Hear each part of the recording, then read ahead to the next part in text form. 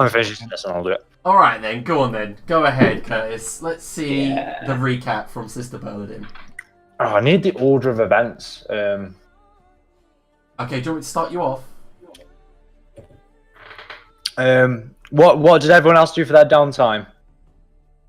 Well, okay, so we are recording right now, so you should just get ahead and say the recap. Alright, fair enough then. So, last week we had a little bit of downtime, during which we all went off and did our own little things. Lord Spire didn't actually get up to much, I don't believe. I think he was more just a little bit mind fuck still of recent events. Ollie and he went into seeking some family heirlooms. Got some bits and bobs from his mum and from his granddad. Inevitably got betrayed by his granddad as well, as he tried to resurrect him. And most likely headed off to where all the other voidlings are now gone. From there. We also tried to, in that lane, I guess, as well, we also tried to bring back Binklewink, and then from there he revealed that vital piece of information that they've all actually currently, Ocutler's force is currently at Bradford Castle, not a million miles away from Tanghold, which looks like quite a strategical position at the moment as well. It seems to our lizard friend wants to attack with his paladins. More importantly, though, we have the joint ventures of Vagor and Sister Berlin. Vagor, with a different approach to things, goes and gets absolutely stoned out of his tree, gets some herbs and starts sharing them with the people. In the meanwhile, Sister Berlin, she goes all Fight Club on us and amasses a religious cult. From there, she seeks to, whilst growing her numbers and slowly charming the entire population, she looks to outfit them by running fun days and then getting official support from the likes of Lord Spire to outfit this little army that we've got going. Vagor then decides to bloody one of the troops to see to weed out the vermin and weed out the cowards. We lost a good chunk of the numbers, but we still got a respectable 800. From there, they've now been outfitted through fundraising and finance and Lord Spire, so they've got a little bit more kitted up. Most of them did bring their own weapons because I think there's a lot of people that used to be fighting in the wars of old, but we've now got a nice little religious militant right in the capital. Going back to our lizard friend, we were then talking about where we were going to go forward in terms of the next stages. So we set up a little strike force. So we plan to travel up the ever-living Vidr to sock it to her, as they say directly. We're going to go straight in there as the rest of the forces support the Five Sisters. But to help the Five Sisters, Sister Berlin's also going to need to travel back to her homeland of Bruckheim, so just a little hop, skip and jump across the water to the south and to try and rally the troops there of mainly the militant paladins that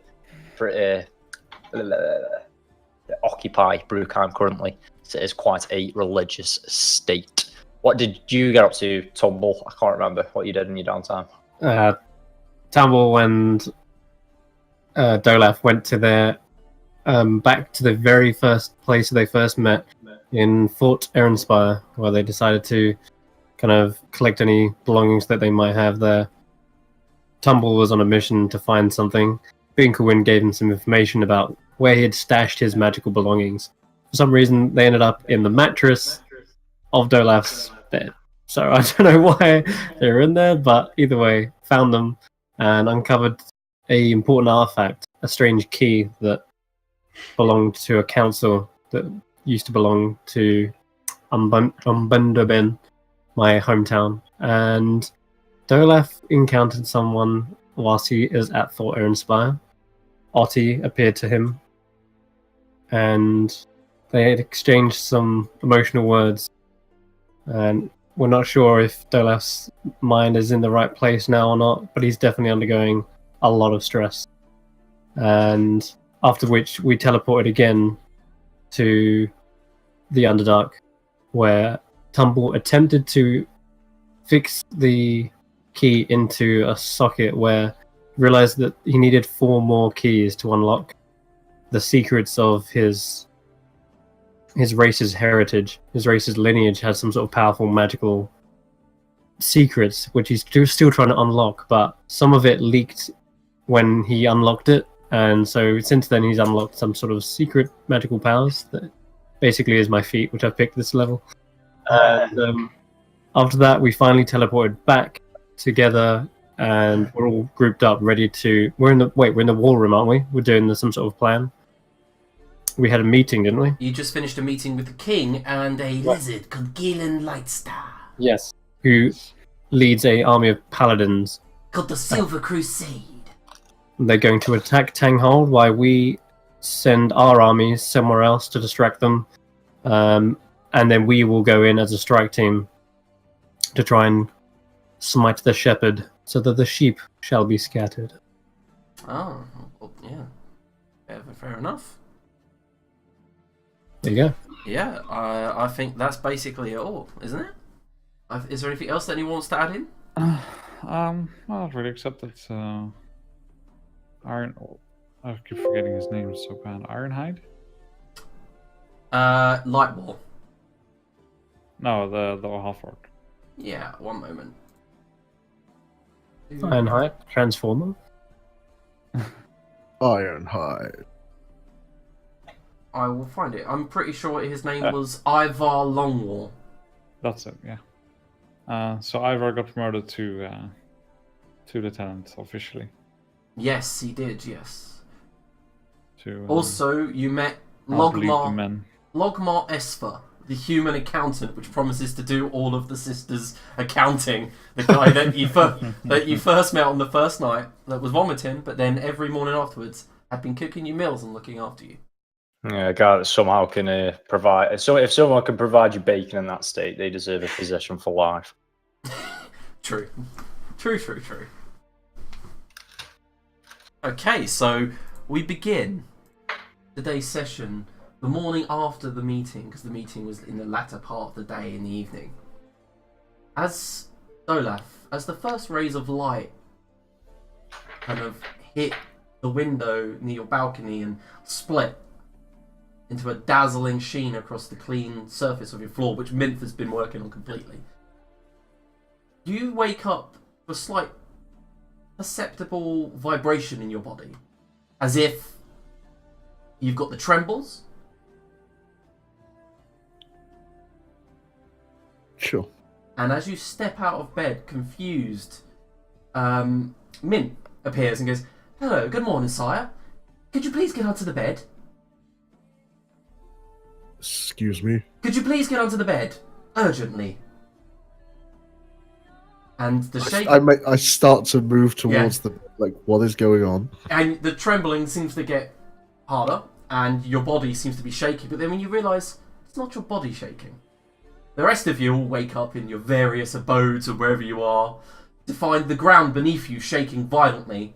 There's a loud bang, some of you fall over, some of you get thrown from bed into the wall, and dust billows in through some of your windows. Dolaf, however, eventually, the ethereal servant says, "It is over, you can come out now." And all of you wake up to find parts of the room fallen in. Dolaf, your mirror shattered on the floor. You can hear screams and shouts around the tower as servants go about their business, wondering what the fuck has just happened. I guess I'm gonna, if I don't get an answer out of Minth, I'm gonna run up to the garden to get a look out across the city, find out what's happening. Okay, the first thing you notice is as you go to walk up to top through the stairs, parts of the stairs have giant cracks through them. Marble cracks all up the walls, all over the sides. And as you reach the garden, straight to the top, see across the city that some more buildings, as if it couldn't get worse in the city, have collapsed, fallen in.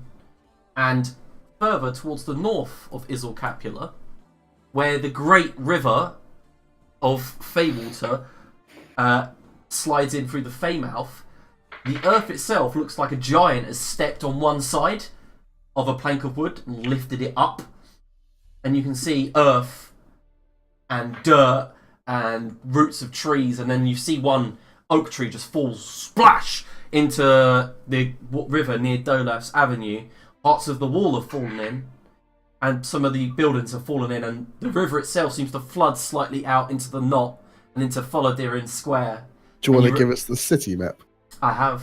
You can click it. It's shared, but I'll show you. I thought it was like a map that we could go to. Silly me. And you see the biggest earthquake has hit the north part of Isilcapula that you've ever seen. The cliff now created near the Fey mouth creates some sort of weird, muddy brown waterfall, but the river beyond seems to be flooding out into the countryside. Oh, must be a Wednesday. So all of you see this as you exit your buildings. Some of you would have had, I don't know who stayed inside the Air Spy Towers, so... I probably did. You mean in your own one? Yeah. Probably my little makeshift shrine to... Okay, so Sister looks even Bernadine... more shit than what I did before. One part of it's collapsed. The corner. And you see that people are shouting, trying to hold it up. The accountant just holds out his book. He looks bleary-eyed. He wipes his eye and he goes, well, that's going to cost us at least 200 gold pieces. And he's writing something down. Fuck me, what happened last night? I mean, I might have something to help with that. I'm pretty sure I've got a spell that'll help somewhat with that. Got Mend or something like that. Mend can do a little bit at a time, can't it? No. Not to the roof that's kind of fallen in on one side. But I'm assuming Vagor and Tumble all kind of meet up in the gardens if you were staying in the towers. Yeah, eventually. And of course you can see this scene where, and eventually, Adolaf, as you sit there for many minutes, you see that the Feymouth begins to dry up as water floods out to the countryside instead of flowing the way it should. And it just leaves a little trickle near the Feymore where the sea itself comes in slightly. Can I use the ability on Arash to Yes. ask it? Immediately you kneel and you go to Arash. Okay, same thing. Rush through that starscape, and in front of you is a burning yellow sun. Can you tell me what caused this devastation here? Your planet is dying. Midgard's time is at an end. You knew they were feeding on the planet. You are running out of time. Thank you. Good luck. And then the sun kind of fades away and suddenly you're back in the garden. Back in the room. Back in the room. I'll go and find the others. Okay, so yeah, Vagor and Tumble would be in the same tower as you. They would have been set up in some rooms there, I'm assuming. Dolaf didn't chuck them out, even though he's got like 80 rooms in his tower. No, he didn't chuck Okay. them out. So Tumble and Vagor, you kind of meet up with Dolaf, and Arliaden can head across his bridge if he wishes. Yes, I was wondering if what Cutler was snoring. Oh wait, she left and betrayed us, didn't she? Of course. Well, Okay. I don't know if this is around me or not. Like, I don't know if I have to It may murder be just someone out of today. earshot as he was arriving. Yes. Oh, hello. After helping out at the shack, casting guidance on people to pass athletics checks and shit to keep this place together and rebuild it. Mm-hmm. I'll head up to the castle as well. Okay, yeah, you meet up with everyone there. So this isn't a normal occurrence, right? You elves No. don't have freak earthquakes all the time? Not like this. This is, put it bluntly, the end of days. We Right. should move out as soon as possible. yes, best not to be in a city when things like this happen. This is why nature is safer, generally speaking. Well, if Gosh, nature could stop the world from imploding, that'd also be great. It will find a way to survive, or not. I doubt nature survives the planet's explosion, but either way, we have work to do. What happened to life always finding a way? Good It luck. might, but just not in this realm of existence. Today I'm going to head off back to Brugheim to see if I can win the support of the Dwarven Paladins. On my return, we shall leave and execute the Strike Force plan. Yes, about that. Yes, about that. I may need to run a swift errand first. What could be more important than the world exploding? Several things. Chess, fruit, other things. Sorry, sister, carry on. So I do apologise for cutting you off. But yes, as I mentioned just so, I'm going to Brugheim anyway to speak to the Paladin, so you should have time to do what you need before I get back. Oh, good. That's delightful. Couldn't anyone take me somewhere? I seem to have lost my keys. You need keys to get around? Well, ideally, I'd like a teleporter, please. Someone who can, pop me somewhere. Where are you planning on going? Shopping. Not now. We have more important things. You No, have to find a shop. Agreed with Tumble. Also, it makes your stomach queasy.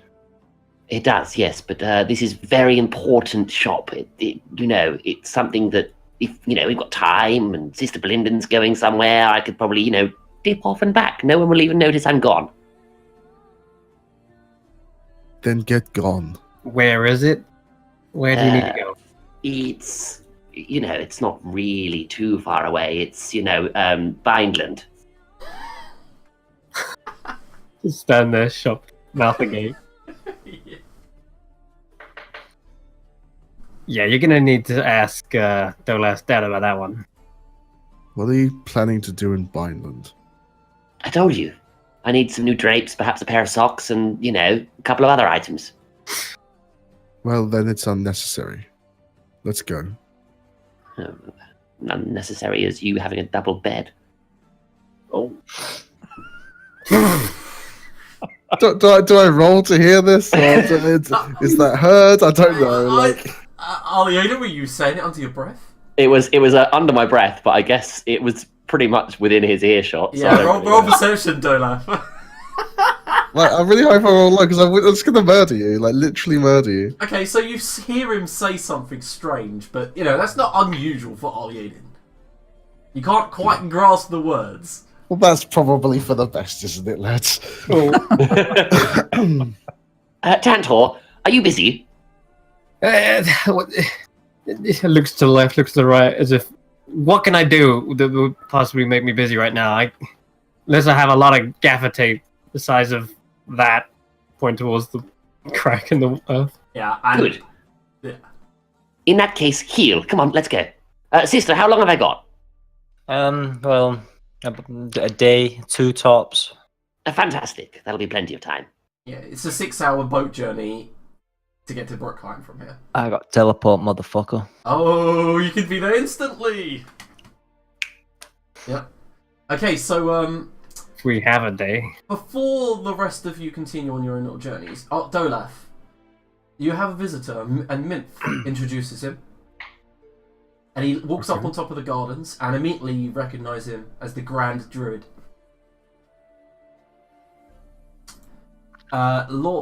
His name is Lord Jack Linth, and he's of the Uniserene family. Yes, I recall him. He's got long green hair, slight antlers swept back from his forehead, leading to the back. He has a crown of what looks like vines around him, and his grey-green hair is tied into a high ponytail. And as he walks in, ageless, completely ageless, doesn't seem to have aged a day in years, like hundreds of years, and he bows, and you see he's got a morose look on his face. Lord Uniserene, what brings you to me? Lord Dolaf, I have a request, or more, a question. The last time my wife was seen was with you and your friends. The king does not seem to know. Your father does not seem to know where she is. Nalia. Do I recall seeing Nalia? When Yeah, was she Nalia got with dropped us? to 0 hit points and then was sucked through one of the fucking one of the Red Rider's portals. Really? When did that happen? Was that? Oh, that was In the throne room the battle. First, yeah. Oh shit. It's been like nearly 10 days.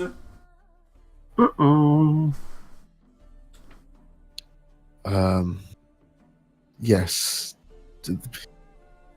Some of the others should have been able to clear this up for you. They were present at the time. I can't tell you exactly what happened to her, but during the attack on the King's Chambers, or the King's Throne Room, rather, 10 days ago, when we fought with the Red Riders, there was some kind of void-like explosion, which she was sucked into, I heard this. along with some of the rest of us. It seems we went to various different places, so to what plane of existence she went, I'm not sure. Good, thank you. That's one answer to the question I needed, whether she was still alive or not. It seems that your father could not confirm, and the guards and your brother, who, by the way, seems to have been dead during the old exchange, couldn't quite answer my question. You have my thanks, Dolaf. You're most welcome. All I can really offer is I don't believe she's on this plane any longer. I have tried scrying to no avail. Where she may be, I can't say any further. My apologies. He nods, disappears, like just walks back down the stairs. But I understand your plight. Okay, so we'll go to Ollie Aiden. Like, how are you getting there? Tumble, are you following at the moment? Or... Yeah. Oh god, here we go. Okay, right. Come with me. And I'll walk away from the group and I'll start walking back towards the towers. Okay. Right, so here's my plan. Did you magically inseminate with that well thing? I did and then I didn't. I'm afraid I'm magically inseminated with these things now. And I pull out the 2 daggers. Oh, good partners. Fantastic. Right, well, we better find someone then. Come on, come along. As I walk down the corridor, I just get out some change and start rattling it in the guards' faces, like a teleporter. Anyone for teleportation? Can you roll persuasion? Amazing. Or it depends how you're doing it. Intimidation or persuasion is completely your choice. Intimidate. Well, no, if he's using his lordly powers to... They are pretty scared of him as it is. The entire guards, house guard are shit scared of Ollie Aiden. Don't blame him. Okay, so eventually the third guard looks at you and goes, "Look, Ollie Aiden, you have to ask Adwin, or you can head into the city. Just with what's going on, the papal in Crescent Avenue might not be available." Ugh, he's always been a whiny little whore. I wonder where Adwin is. Has anyone seen him? None of you over there. You haven't seen him. Really? You're Yes. a guard in these towers. In Spire Towers. Look, You if haven't seen anywhere, after an emergency like this, he could be in the Senate. Ugh, I've got to gate crash that little party for the Oh fourth god, time oh this year. god, oh god. Okay, lead the way. In fact, don't worry, I can do it myself. The Go on, guard Temple. goes, no, he goes to run after, he goes, "Look, Ollie Aiden, do not go in there." I'm sorry, but I think I know a little bit more about lordly matters than you, my dear. No, you remember what happened last time? He's like, "No!" And he just turns, one of them goes, "You're not." One of the other guards goes, "Look, Mint," he goes, "Finna, you are not paid enough for this." And he goes, "That's right." And just takes his post again. Yes, I'll make your pockets a little bit fatter to look the other way as well, here. And I'll hand him 10 gold pieces. He kind of holds it and looks at his other mate, and they just kind of like wink and then split it between them. Yes, good. Right, to the Senate, Tantor. Would you like to accompany me on a fine adventure between husband and elephant? I'm less accompanying you and more supervising. Oh, good. Good, I like someone who can take charge. Anyway, follow me. Okay. And I'll head towards the Senate doors. I'm guessing I'm going to have to do some mad persuasion to get through these. Okay, so as you head towards the Erudition's Palace, which you can walk straight through being Lord Arliaden, the two guards nod, and the Eldritch Knights kind of, as you guys walk past, Tumble and Arliaden, you feel magic waft over you, like wash over you, as if you are arcane scrutinized, and then they just ignore you as you walk past. And the doors to the Senate are on the right wing of the Erudition's Palace. And as you walk towards them, the great marble hall's doors are wide open, and you can both hear shouting inside. I hate coming into these places. Not only are they loud, Tantor, and unseemly, it always makes me feel like they're seeing beneath your clothes when you walk through those doors. Yeah, I felt that. Yes, So it's it's rather just unsettling. security. I wonder if I've got a seat here still. I doubt it. Okay, so... I'll walk up to the main doors and just observe what's happening in there. Okay, so as you walk to the main doors and peer in, you have a horseshoe-shaped hall filled with pews that layer up and stack till they're quite high. And you see that for the first time in years, probably, the Senate hall is filled with politicians, with magistrates. At the head, at the base, is the king, the prince, and Adowin. Also, Lord Modir, your grandfather, or who doesn't accept you, is also there in his golden armour, and his daughter, Abby, the Winterfist. And they all seem to be just listening to about maybe 80 elves yell at them in an inaudible fashion. And it looks like Adowin's got his hands up and he's like, "Please, calm down, one at a time. We need suggestions." And one old elf with a greying sides, looks like he's probably 1,000, stands up and goes, "What are you going to do about this? Coward!" And then you see like he throws what looks like a parchment or a scroll towards the king, and two guards rush forward, grab him and throw him out right beside you two. Arleden, I think this is a job for you. Something to gain the attention of everyone. I think so too. Yes, I'll do it. Obviously, I won't aim it at anyone. I'm not fucking stupid, but I will make a loud bang. Well, There's that. let's not be too hasty. Let's not be too hasty. Okay, so the thunder wave goes off, and a massive crack appears in the marble floor, which, by the way, is a mosaic to the original Elf Lord. And as it cracks straight through the centre, basically cutting him in half, the whole Senate just goes, Oh, look, the earthquake's back. Don't worry. Roll persuasion. We fixed it. Oh my god. Jesus Christ. Hang on. It's That's coming your fucking way. symbolic. I'd probably say that in character as well. Okay, so... wow, Adowin immediately rushes towards you and ushers you out, Arliaden, and he's like, that's "Guys, an omen. out now." Good, yes. Yes, follow me. As he walks out, he clicks his fingers and the doors go, "Eeeeeing," and then immediately you hear like muffled shouting again inside. That looks like thirsty work. Speaking of thirsty work, I need someone to teleport me somewhere. If it's any bonus, it's far, far away from here. Where are you going? Vineland, please. Where in Bindland, Arliaden?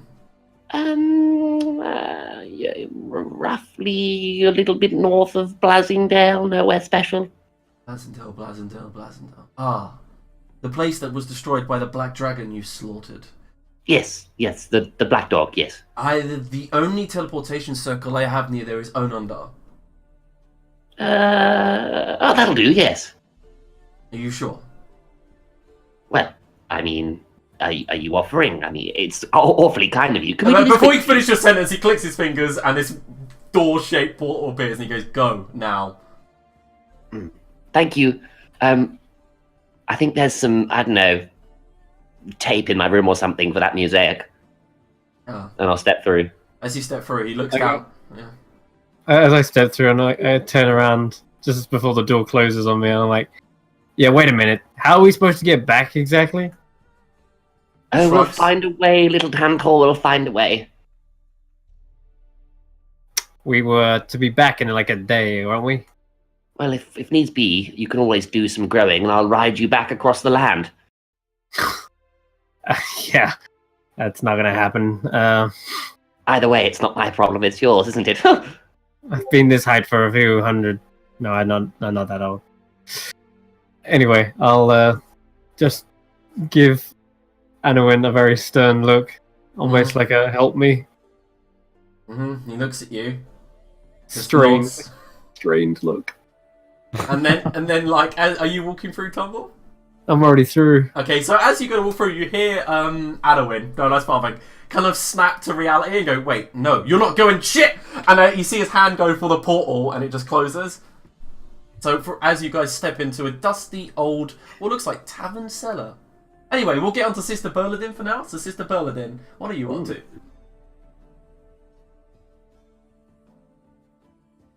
Okay, I'm assuming you're muted. I hear shit all from you. I need to acquire the services of Master Vagor and quite possibly a new lieutenant that I've completely forgotten the name of. That's going to be the new policy that the religion set out, actually. Everyone needs to wear... What? His name's Ivar. Ivar. Everyone needs to be wearing name tags constantly because we can't be getting this shit-faced and plastered every night and then expect to be remembering names. But I need the assistance of Ivar and Master Vagor to accompany me to the Dwarven homeland, to show the current, as proof of the current strategic hold that we have in Isel Capula, and how the faith and religion of Baldur is spreading. And what exactly do you need me for, then? To be honest, you're mainly there to just look pretty and look big and look intimidating, so not a lot really, just need to accompany me.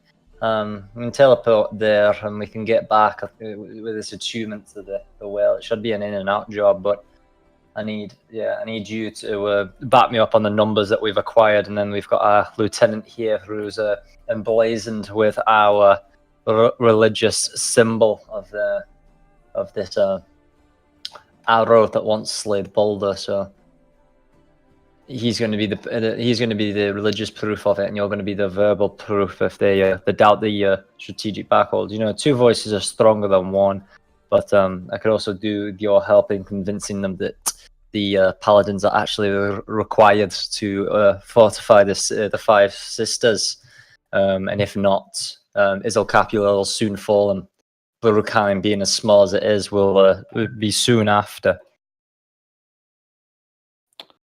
If you've got better things to be doing, I could just take our friend here, but like I say, your voice might, added to the chorus, might help particularly well.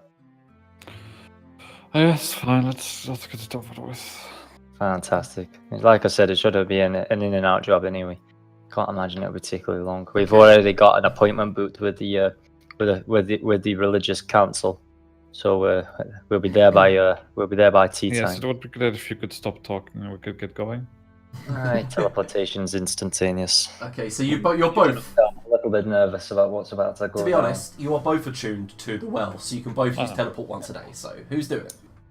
Sweet. Well, I'll teleport. It's gonna have to be you, sister, because if Vagor does it, he's never been there. You could end up fucking 2 miles underwater. Yeah. I'll teleport us down. You can teleport us back. Do we need to reattune once we use it, or do we just get one a day? You just get one a day. Taking over. Yeah, sound then. Yeah. So I'll teleport us there. We'll probably stay the night, and I can teleport us back if need be, or you can tell us back. The special power behind the well is you can teleport to the well, and then use it to go anywhere that you've ever been before. Right, okay. But teleport using that as normal is just normal. Yeah, but the well is instant, like, it can be anywhere, whereas teleport actually sometimes has a failure chance. So is it not just smarter for us to teleport to the well first and then from the well back to Brookheim? But you could teleport to the teleportation circle in Brookheim just fine. Alright, fair enough then. Yeah, just do that then. No point doing You've been there before, you know it's there. So, yeah, sound. Yeah, so you teleport there, and Vagor, you get teleported alongside, and Ivar does as well. And as you reach the other side and you land, both of you, in a huge hall, Ivar stands there, looks hard as fuck, and then just goes, "Bleh!" as puke just flies out of his mouth onto the marble floor. And in front of you, a dwarf, stout, male, red thick plait down his back, has a book in front of him, looks down his spectacles at the puke, and goes, we have one of those. Begins scribbling. Oh, Sister Berladin, welcome back, and begins scribbling in the book. How has life in the city been lately, sir? Not interested in small talk. Who is this? These are my travelling companions for the meeting this evening. Names? We've got Vegor and we've got Ivar. Vegor looks like a very intimidating fellow. What are you carrying there, Vegor? What do you mean? Weapons-wise, my lord. Bow, sling, spear, staff. And you are here for? I just point at Sister Berlin. Bodyguard, cool. And you are, and Ivar goes, Ivar Longstar. Make a note. This is really poorly designed. If you would put a grate here with some basin on it, whenever someone comes out and throws up, you wouldn't have to clean it. I'm just saying. Not everyone seems to teleport straight into my hall. It doesn't always. In fact, you are the first in 7 days. He begins, he's like, Ivar, Longstar. And he goes, Long War. And he goes, okay. And you are? And he goes, Bodyguard. Carrying? And he goes, Axe. Plus Okay. 2 fucking two-handed, whatever it's called as well. Because I give him my old +2. Fucking hell, proper thumping on the word now. What is it called? Warhammer. That's the one. Oh, okay, well, he's not carrying it currently. Fucking better be. Give me to him because he's my religious leader. He did say it was very nice I last better not leave his possession. Where the pissing hell's the Warhammer? I left it with the accountant. With you at all times from now on. I want it strapped to your arm. Right. Do you not realise how much that's worth? He said that he wanted to take an itinerary of all of our arms and armour. You could have made an exception for the day. Never mind. Just from now on. Right. Sister, I get it. And he goes, right, go on. He slams the book closed, looks down at the puke, past prestigitate, and it kind of flies off and just dissipates. Anyway, behave yourself, sister. I do believe Malrog is expecting you anyway. He has a guest from Ragnarok. Good luck. Fantastic. Okay, so you Thank guys you very much, sir. clip through this bare empty hall with 8 pillars either sides of the room. Huge dwarvish architecture. And at the far end of the door, there's an archway, no door, and it leads into another large, what looks like stained glass ceiling hall. And Sister Berladin knows this as the Bruckheim Arcanum. It's a library for the arcane arts. And you see there are scribes going about their business, walking to and fro. And eventually you guys exit into the port town of Bruckheim, a huge, kind of ever so semicircle port town that hugs the northern coast of this island. And sister, to your right, the busy, narrow, cobbled main thoroughfare leads right towards the statue of Boulder with the arrow in his chest. His hands are outstretched, grasping the huge arrow. And as you look down at the Warhammer, you're gripping on your right and look up at the arrow, you just realise they have not got the likeness right at all. Aye, well, heretics, a lot of them. This city's full of them. All pretenders. Remember that, boys. One day. Ivar's looking around and goes, this place looks, well, I heard in Capula that it was squat and a bit like a hovel, but now I look around, it's quite nice. It shines. Aye. Not got as Like many I said. jewels, but I like the way it's designed. And of course, this is designed by dwarves, so it's in blocks like American cities, very planned rather than built out of necessity. Are you following the road straight to the cathedral? Yeah, straight there. Okay, so you guys head straight to the cathedral. And one thing that Rhaegor and Sister, can you make perception checks as you are heading? Because you are currently on the upper step, which overlooks the middle and lower steps and the harbour. Certainly, sir. Nice. So, sister, well, one thing you notice, there is a longship, very large, docked at the harbour. It's got a bronze dragon head at the front, capped with 2 ruby eyes, and it's got a crown of silver on it, and the sails are lowered, but nothing is mistaken here. That is a Nordling ship. Aye, so the Northlands are already here. Right. It's a crown dragon as well, so this should be fun. Let's go and talk to my dear master. As I said before though, gents, I remember everything here is just a facade. It might look nice and orderly, but the chaos, it's rooted deep from within. Okay, so as you enter the cathedral district, straight through the marble archway into the courtyard where you see a lot of the paladins and clerics are going about their business, talking. It's early morning still, so... And sister, some of them recognise you, and they immediately bow. Some of them give the old... One of the male paladins you remember training with is like, sister! Kind of... Blessings, brother. Blessings! How's life You're been? very well! Whoa! And he goes, you're a big man. And points up towards Vagor. And I just look down at my knees. Hey! Relatively. Well, sister, Malrog's in a bit of a mood. So, as always, play it safe, yeah? When's he not? Yeah, he goes, Is your brute any close to dying yet? no, of course not. It's always the ones like him, they stick along for the longest. Good luck. Right, keep your eyes out. Just keep your eyes out. Your head down. And as you head up the massive amount of steps to this sandstone cathedral, very blocky, square, it's got one tower that is built for use. It's got crenulations, defences. And as you walk into the main hall, there is a table set up. It's a round table. And 2 guards, massive, bearded, muscular, tattooed void carls, stand either side of the door. They don't make any move towards you.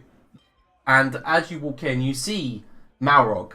And Vagor, the way I can describe him is bald, except for a big, bushy, grey beard, heavy wrinkles, jowls that seem to show through his beard and make his beard have an odd kind of tiered look to it.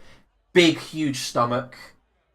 He's got the Baldar symbol emblazoned on a tattoo up his right arm, which is bare. And same with his left is bare as well. And he's reaching over and he grabs what looks like a pheasant, rips its legs off, and begins eating with what teeth remain in his head. But sitting opposite him is a woman. And she turns to look at you all, regards you with what looks like blue eyes, and then leans back towards Malrog. And Malrog goes, sit down, sister. Welcome home. I was going to recall you anyway. It's been a while. How's life been? Good, now that she is here. And you see the woman herself has got a tattooed face. And first of all, Vagor and sister, you instantly recognise her. You fought with her in the throne room. In fact, she attempted to kill you. You keep some odd friends, sister. May I introduce Lady Felenia? And she goes, oh, we have been introduced. And you kind of recognise her because during her void form, she doesn't change that much. I can show you her. That one? Mm-hmm. Oh, I remember. Oh, yeah. Didn't I turn her into a frog? Yeah, and then you all used her to get through a portal, yeah. Oh, yeah. Hi, how's life as an amphibian? She makes Nice. no remark. She says No. nothing. Stony-faced, unable to read. That's what I thought, emotionless like the rest of them. And why do you think that you have dealings with these Malvarog? Malrog stares at you and goes, sit the fuck down. Pull up a chair. Part my arse down. Yeah. And he goes, good. Listen to me. Listen to me now and obey me. We will not be going to war when we don't have to waste dwarven lives. I know why you're here. Yeah. I'm just standing there and watching, like, Yeah. does this man hold some power over you, sister? You're not normally so complacent. This is the. So unfortunate not to introduce ourselves. This is my traveling companion Vegor, and Ivar. This is the current leader and patron of the Church of Balder. Ivar kind of leans forward and goes, "Don't like him." That's quite fair. Don't like you either. Ah, well, you don't have to like me, because funny enough, I'm in charge. Not of me, you're not, but Well, then whatever. you can leave. I realize that, but I'm here as a companion to Sister Brennan. Well, then behave I'll leave yourselves. when I choose to. You just eye you So up. tell me exactly, Balrog, we're getting a little bit off track here now. Why do you think exactly going ahead with this lady here is going to be beneficial for our cause? He begins to wipe the grease from his jowls and he goes, "You tell him." Lady Felenia looks towards you all. Because we promise that our alliance will stand. The Daegran Isles are safe from raids and the war to come. So what happens then if you do breach Isilcapula and take over the capital? Isilcapula does not interest us. Conquer-wise, anyway. Destruction is fine. And that's when Malrog chimes in and goes, "Yeah! Fancy elves. Whatever."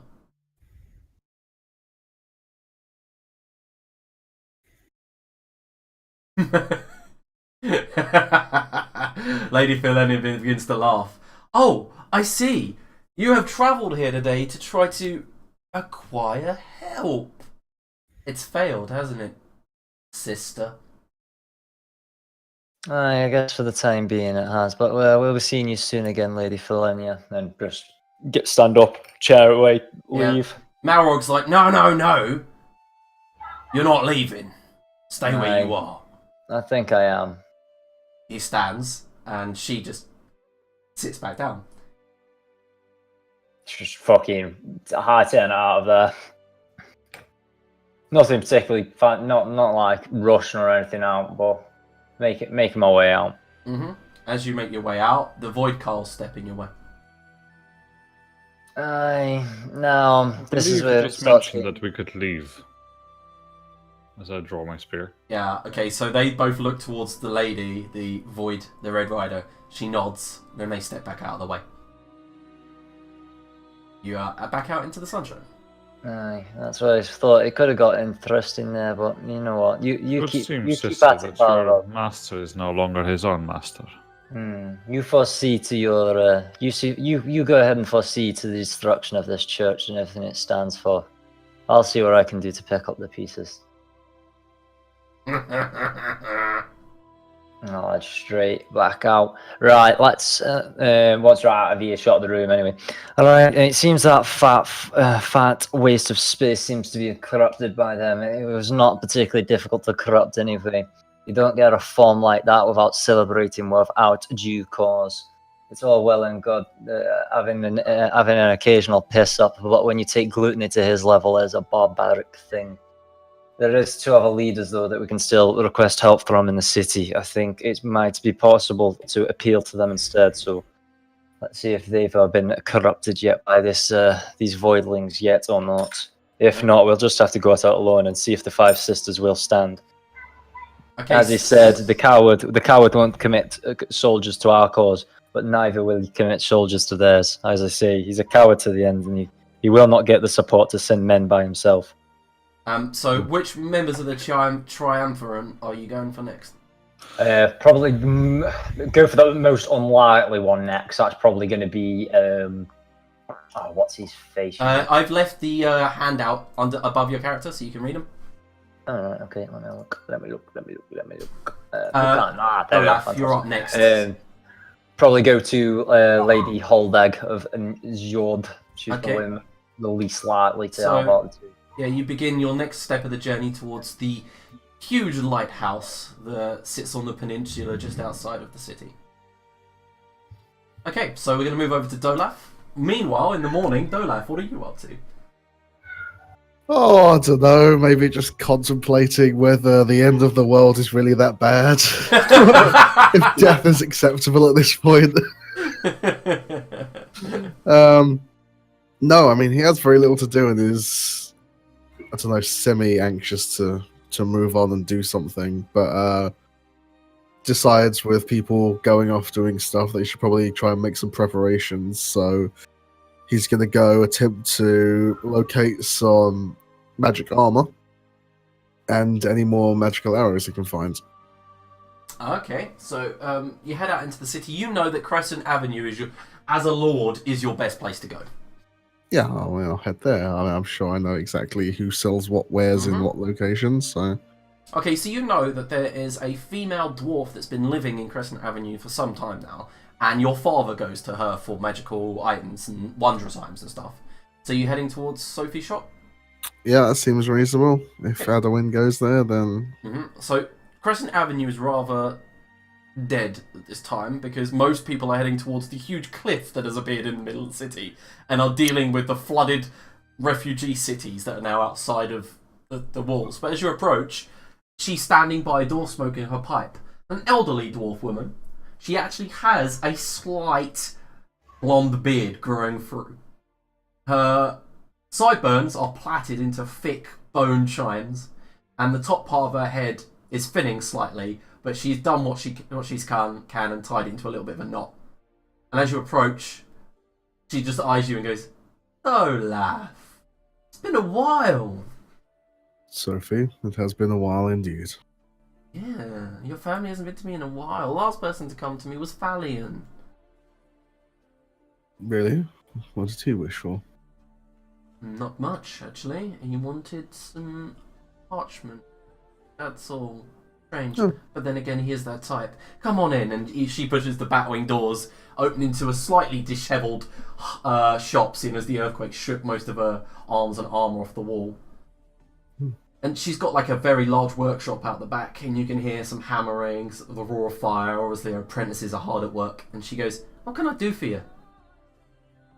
Well, I'll keep it short and sweet. I'm after some magical leather Okay, and yeah. magic arrows. Right. First of all, it's the only piece of leather I've got. In fact, your father has ordered quite a lot of normal leather for the upcoming provisions. And then she leans behind the desk and she finds it's like just a big pile of leather armor. She brings it out like a pile of towels at like a hotel, and she just kind of goes, The studded ones, please. "The studded, eh? Okay." And she pushes that to the side, brings out 3 more. They're quite heavy, and then she brings one out, and you see it's got the symbol of Larithia, the oak leaf on the front. Plants it down, goes, "This is better quality than what I mostly do." Depends what you're after, Dolaf. I mean, and what your budget is. You know I'm going to give you a discount, friend, but, you know, a woman's got to make her business.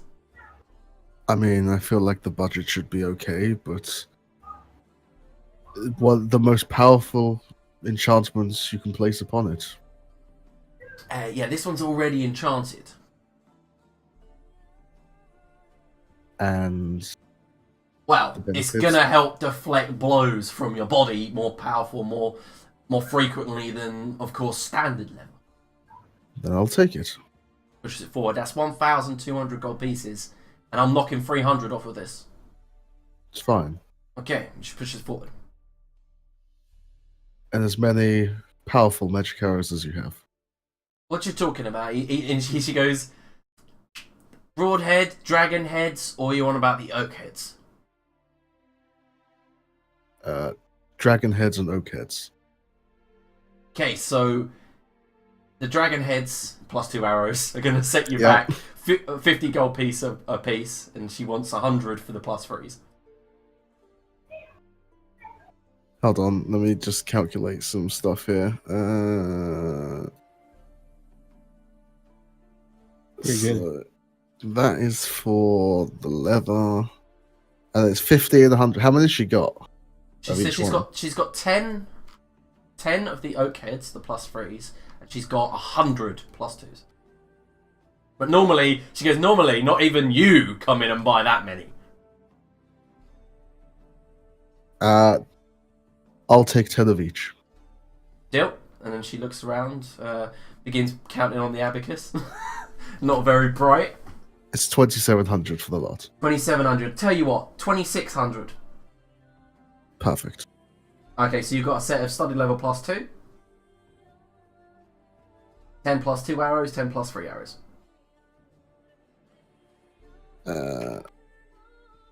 Okay.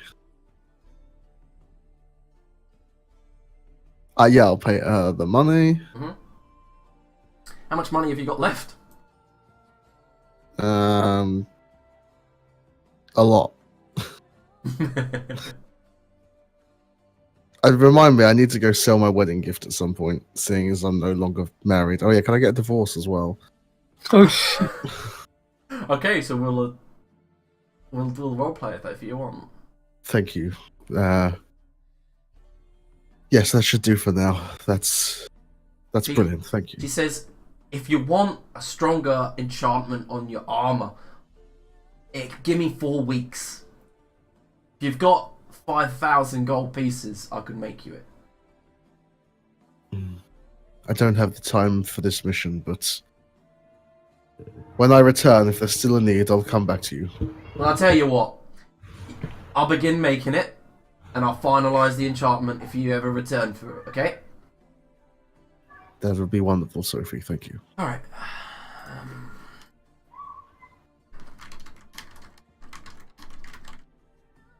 There you go, just wrote her name down. Don't want to forget.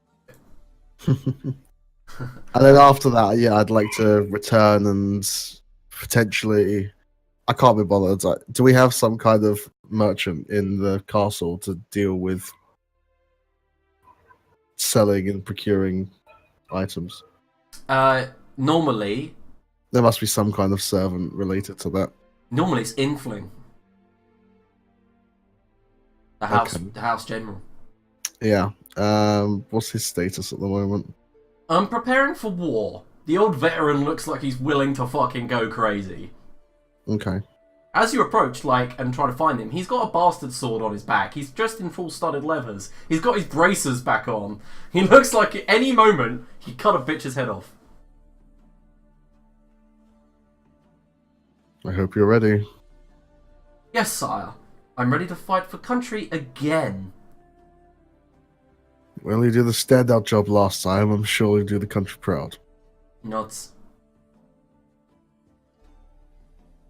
Has anyone taken over your previous duties? No. I'm still house butler. Just a more armed house butler. Can I make a request of you then, once you're finished outfitting yourself? Of course, sire. The harp in my room. A beautiful one. Yes, I know it was a present from Jaslyn, good man and all, but painful memories. I'd like to see it gone, and the funds could be used for the coming war. At once, sire. Thank you. He nods. And then I'll return back to my room and prepare myself, rearm, quiver. Hold on. Yeah, no, go on and I'll think whilst Okay, other so people go. yeah, Ali Aiden and Tumble. You are in the cellar of a tavern. Cobwebs hang from the rafters. Empty casks of wine and ale spill its contents over the dusty floor. You see there's wine stains everywhere. A set of stairs lead up to a broken hatch. Wine cellar. Why has he got a teleportation circle here? Yes, it is a little underhanded, isn't it? Listen, I have a confession to make. Go on. I may have brought you here under some false pretenses. I'm not entirely sure what they are, because I never really am. However, the fact of the matter is this. I despise the fact that I've needed to bring someone along on this journey with me. The idea of having support on this is quite literally anathema to me. So I find myself in need of someone who is in the ability of navigating unknown structures, potentially underground, potentially not. We'll see. Well, you bought the right guy for the job if it's underground. Yes, I suppose I can rely on my worse half to at least not screw that much up. Shall we? Yeah, okay. We'll follow him, but as I do, I'm like, so what exactly are we doing? It's gotta be something important, right? If you're the one talking now. Investigating something I found in my grandfather's library. It may be nothing. It could be some things, but the matter is of an intense personal nature. I will explain it to you on the ride there. Alright. Okay, so as you guys exit this tavern cellar, you walk into a ruined tavern above. Tables thrown to one side, splinters everywhere. The air is just filled with what looks like just rot. And as you go to exit the door, you see someone stack stuff against it to lock themselves in, and in the far corner, one of the windows has been smashed. And there's a skeleton on the floor, and an arrow protrudes out the skull. What the hell? And as you... Okay, go, sorry. Looks like something unsavory happened here. Not recent either. This thing's been dead for years, probably. Right, still got scraps of flesh on it. Oh, really? There's like a kind of a smell coming off it, but you see the bones are bright white, as if they're probably mumps. Something's come in and consumed it, obviously, because it's in the open air. Okay. You leaving? Let's I'm take gonna a just... look. Yeah, can I have a quick look around it? Just investigate it, see who it was, maybe? Yeah. Yeah, okay.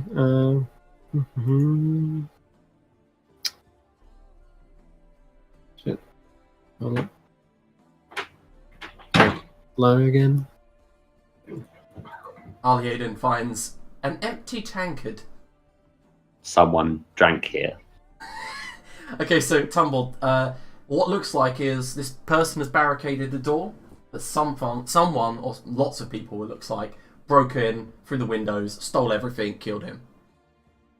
Okay. Yeah. Unsavory. Like you say. The rest shape.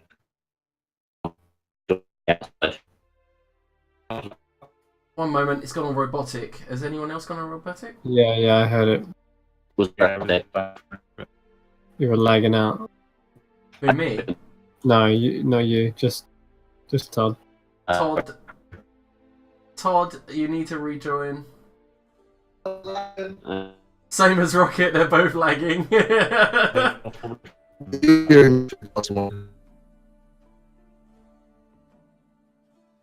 Does that help?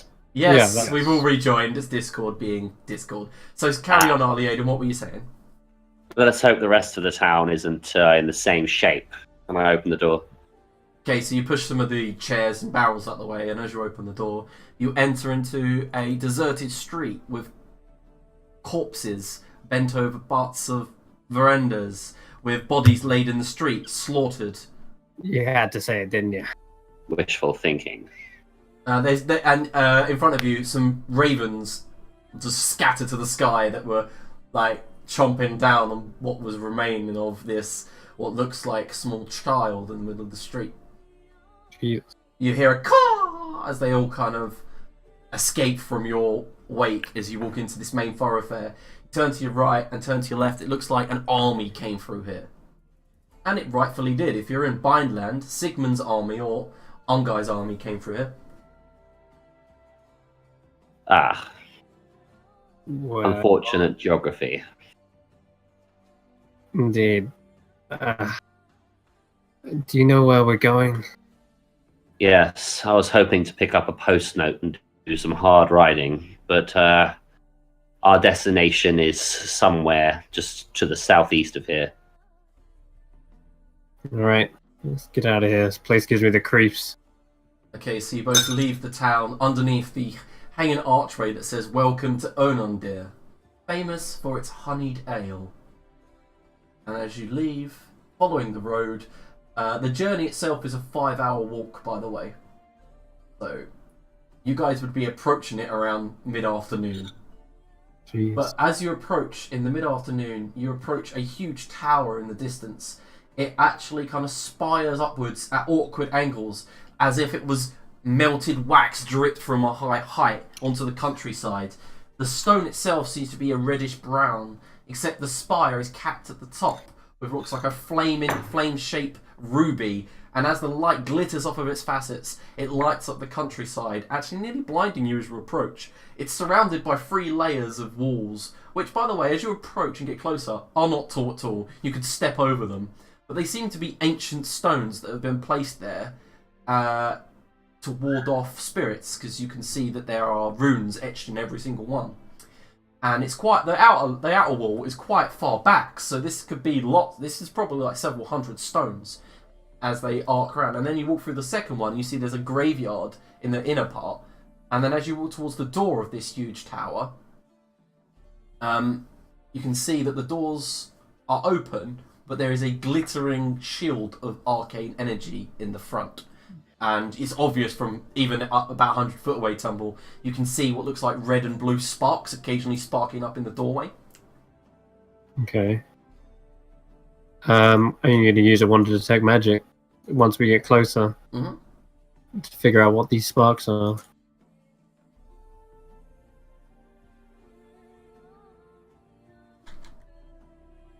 I have to be within 30 foot. You have to be within 30. Yeah, you can get closer if you want. Okay. Alright.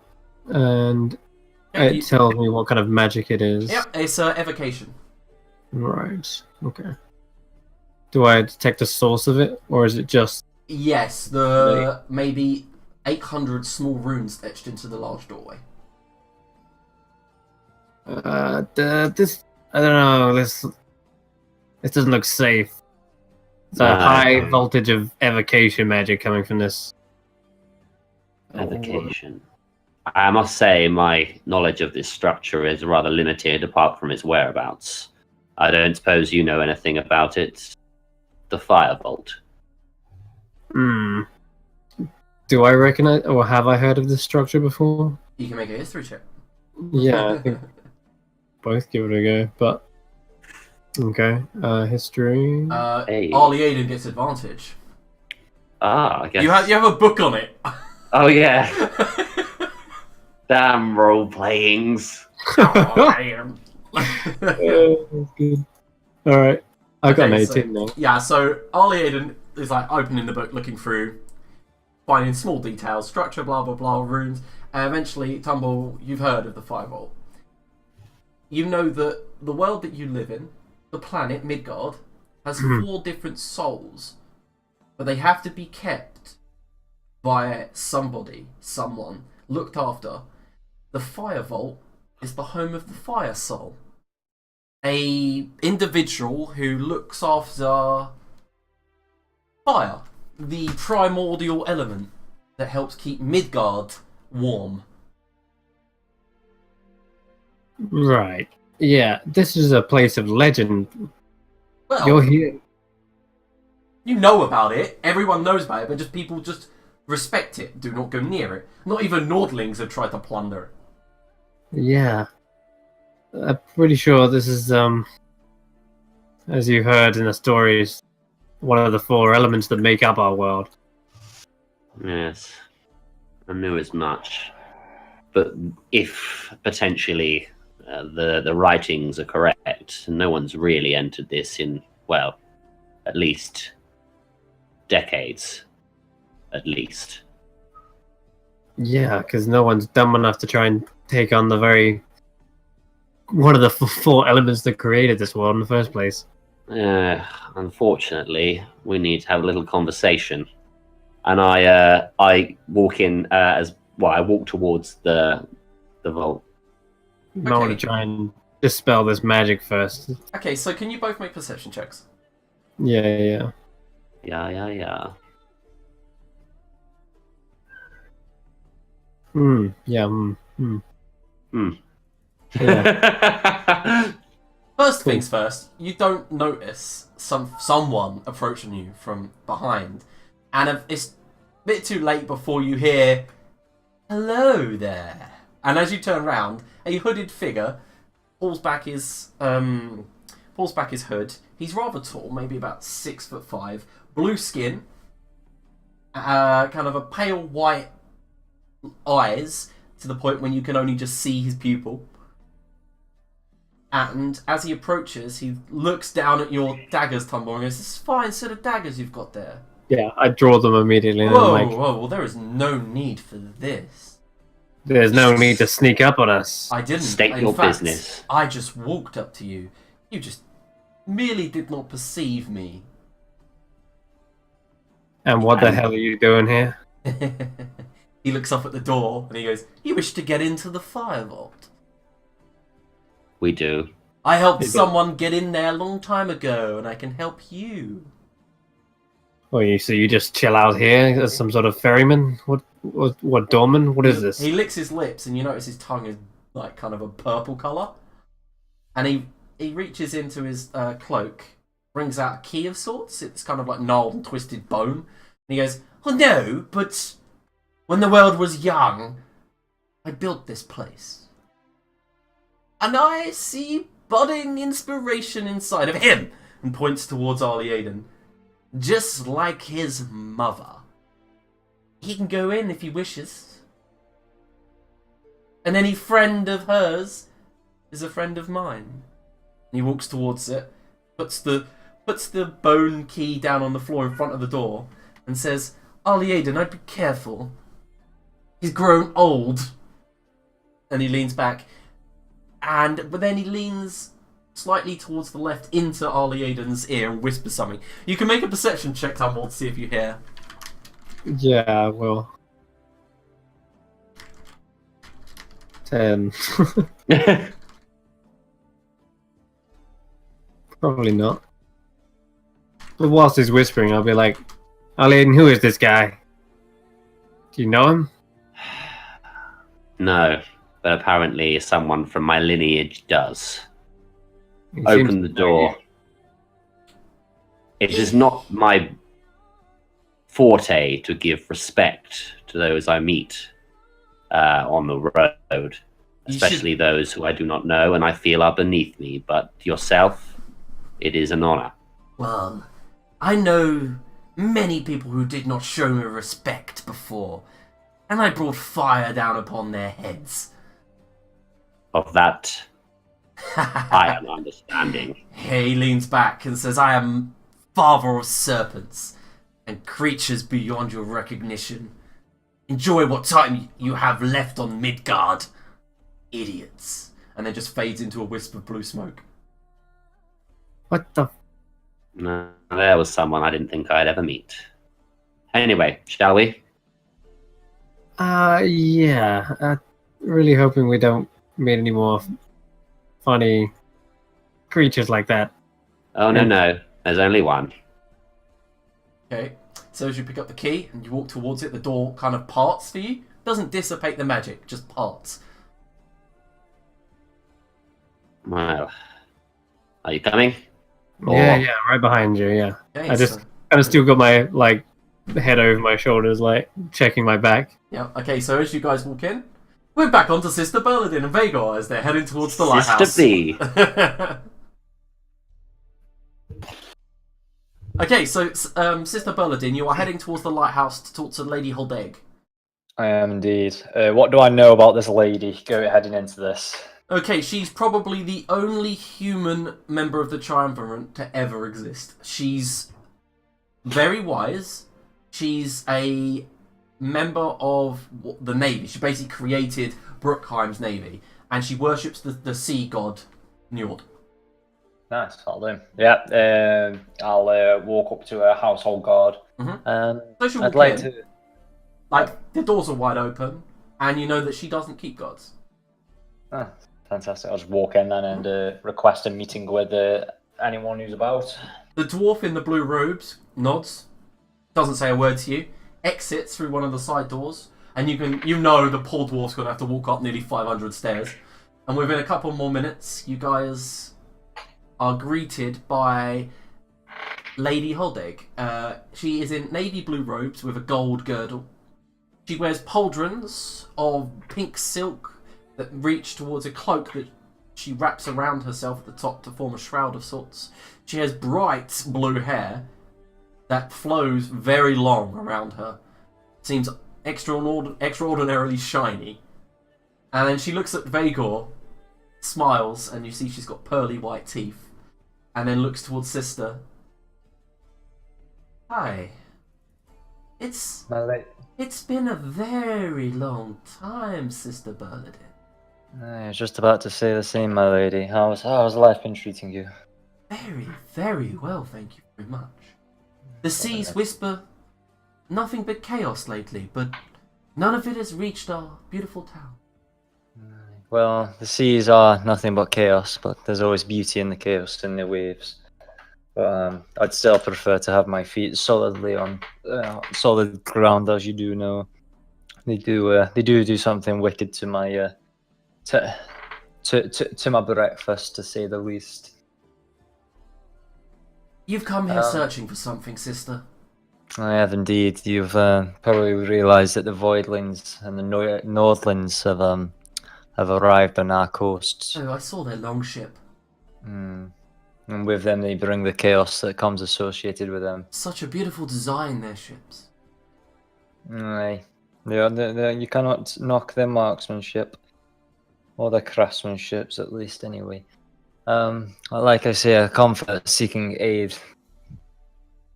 You wish to fight them, do you not? I can see it. Aye.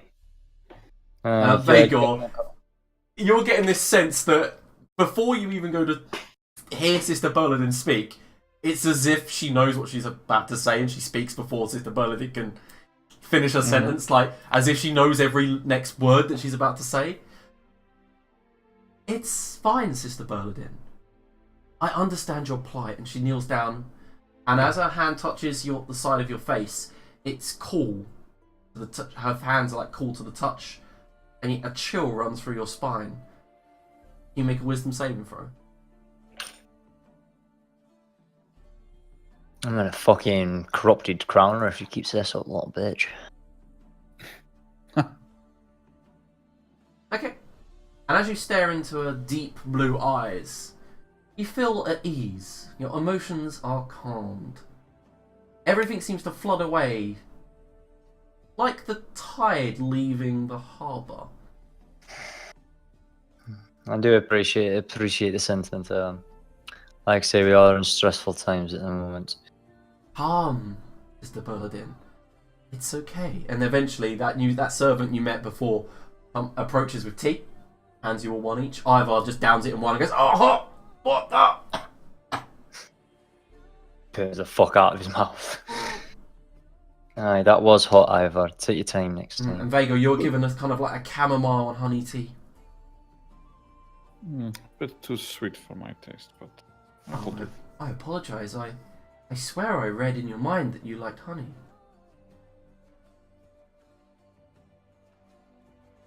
perhaps language barrier.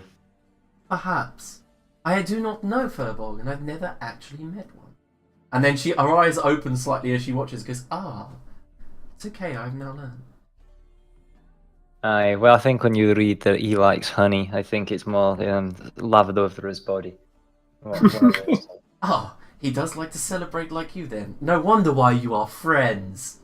Aye, exactly. Vega just looks very confused. Yeah.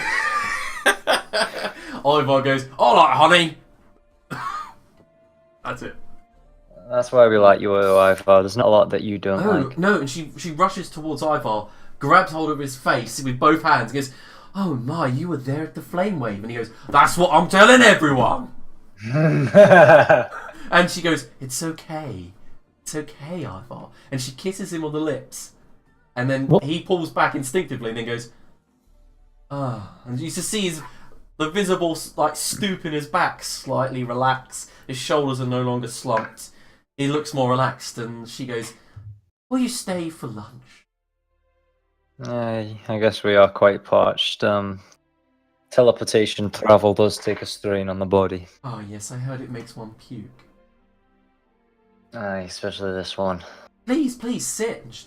The mats are brought out. We'll have a chill down and a sit for the afternoon at least. Take it nice and easy. Okay, so Vega, do you want to do anything in the temple, or do you want to chime in? Be uneasy. Okay. She knows you're uneasy, and she doesn't reach to kiss you or touch you or anything. She just leans towards you after you've had tea and some small sandwiches and some seafood, and she goes, Vagor, friend, be at ease in my temple. Please. Would you like some help with that? I do not want to sit around while time is of the essence. Do your thing, get it over with, but leave me out of it. Okay. Very good. Try not to be quite so harsh with a lady. I'm Times not of being the harsh, I'm really being straightforward. Aye, but discussing with calmer minds does lead to better results. We can at least take the time to enjoy the food. I've taken the moment already to contact Frocare. Fantastic. Both the pair of you together would be quite a formidable force. And that's when Frocare the Pious walked through the door, maybe 10 seconds later, and you hear him coming with a chink of chainmail and plate, and you can hear the cloppity clop of goats as he rides in. Hodag! Hodag! I told you I'd called him. And this brusque-looking dwarf walks in. He's broad-shouldered, fiery red hair. It's completely circular, like afro-like red hair all the way around to his chin. He walks in, he's got a warhammer in one hand, a two-handed axe in the other, and he just drops him on the floor. Tea! Settles down in the mat, and 3 of his guards run in behind him, all with shields, sweating, and he goes, ha ha ha ha! I made them run while I took the goat. They need the exercise. All they do is drink and eat meat. And he sits down, and you see he's got a bit of a pudgy belly himself. Burlin's fucking beaming, like fucking loves this guy. Everything he's ever stood for in the city. He's the only one that seems to be somewhat keeping this fucking city together. And he leans in, pats the top of your hand. Glad to have you back, Sister Burladin. We've all missed you. You again. Who's this dour fella? These are my travelling companions. We have Vigor and we have Ivar. Yeah, Ivar looks pleased to meet him. Hello. Afternoon, Vagor. Good afternoon. Oh, he's down. Have you tried your kiss? She goes, he would not let me kiss him. I think he's more comfortable in this state of mind anyway. Frocare looks towards you, sister, and goes, I know why you're here, sister. I know why you're here. Well, you probably realise that fat oaf of a master's gone and done it and put us right up shit creek with Aunt Pavel. He's not at all. Joined with the Voidlings. Not at all. Remember, we are a triumvirate. There's a reason. There are 3 of us. And Frocare and Lady Holdegg exchange a glance. We can just say no. He can't do shit. And anyway, before you even arrived, I'd already sent men. Fantastic. So they're travelling on their way, aye? I'm coming tomorrow. I'm not going to miss a fight with the Nordlings. Smash me some kneecaps. Take me some teeth. Aye, I've always admired you, sir. Do you know what the current plan is? Have you spoken to his Okapas yet? Now that was your job, right? Aye, well, there we are then. So the plan is at the moment is it's the biggest and the thickest of the fights going to be at the Five Sisters, and probably what you most likely enjoy. Them elves and their towers. God, don't like it. I can't throw my hammer far enough. I like to be down there, in the thick of it, biting off horses' heads. Well, there is that. Whilst that's happening, though, we will be travelling up the Everling Vidr. Why? We will be striking directly. I heard that place was just cursed. Aye, we have. That's why Master Vega here is travelling with us, though. He seems to have the the affinity with these natural spirits.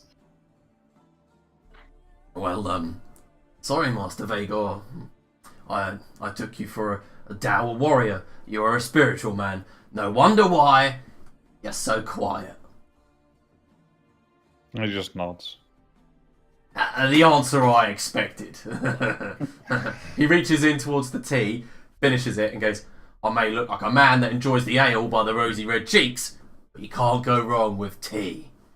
And he begins pouring himself to more, and he looks towards his guards who are like out of breath. You want some? And they all go, yes, sire. And he goes, tough. Drink water, you fat fucks. And they all kind of just walk out towards the well with their shoulders slumped slightly. So, if the men have already been sent, what about you? What about you, my what's the word? I already said I'm leaving tomorrow.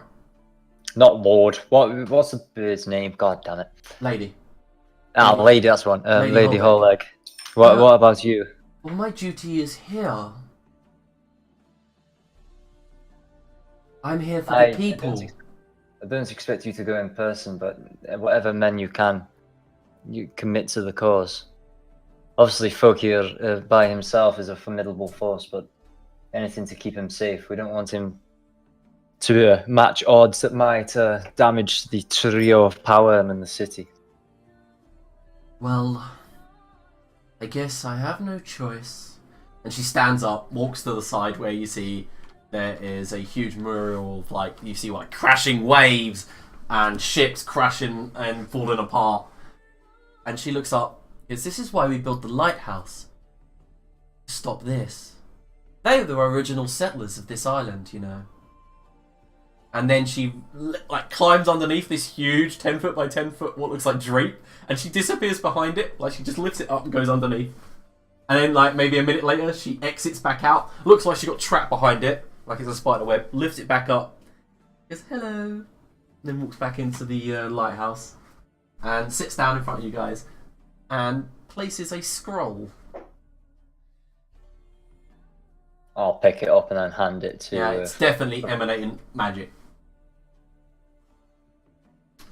And what exactly is this, lady? It's magic. Sister Bernadine. Powerful magics. Of what capacity? So powerful, but what does it exactly do? Well, it's a very powerful aura. Aye. So I'll hand it over to Fokir. This is most likely going to be more powerful with the thick of the battle. Fokir goes, whoa, whoa, whoa, whoa, whoa. Hello, as he opens it, begins reading it.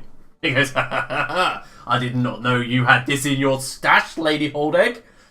You fiend, you. She goes, oh, stop, Fokir, stop. And yeah, he goes, look, sister, if you're going through the Vidr, you're going to need this. And he hands you the scroll. Fantastic. I won't look at it and I'll just scroll up and then tuck it away in my cloak. Okay, I'm going to whisper you what it is. Fantastic. Because you're going to spend time identifying it, there's no point. It's an absolute pleasure dealing with you, but Lady Holdegg, it's going to be bestowed upon your shoulders whilst Fokir and I are away from the city, but to just keep that fat oaf in check. Oh yeah, he's don't worry. And Lady Holdegg says, yes, don't worry. Like Fokir said, when he gets out of check, I send my spies in. And Sister Bernadine, you know that Lady Holdegg controls all of the brothels in this city. She may not need guards, but she's filthy rich. Aye, fantastic. Spies everywhere. Fantastic. Keep them in check. Keep them in check. Just until I can. You know what.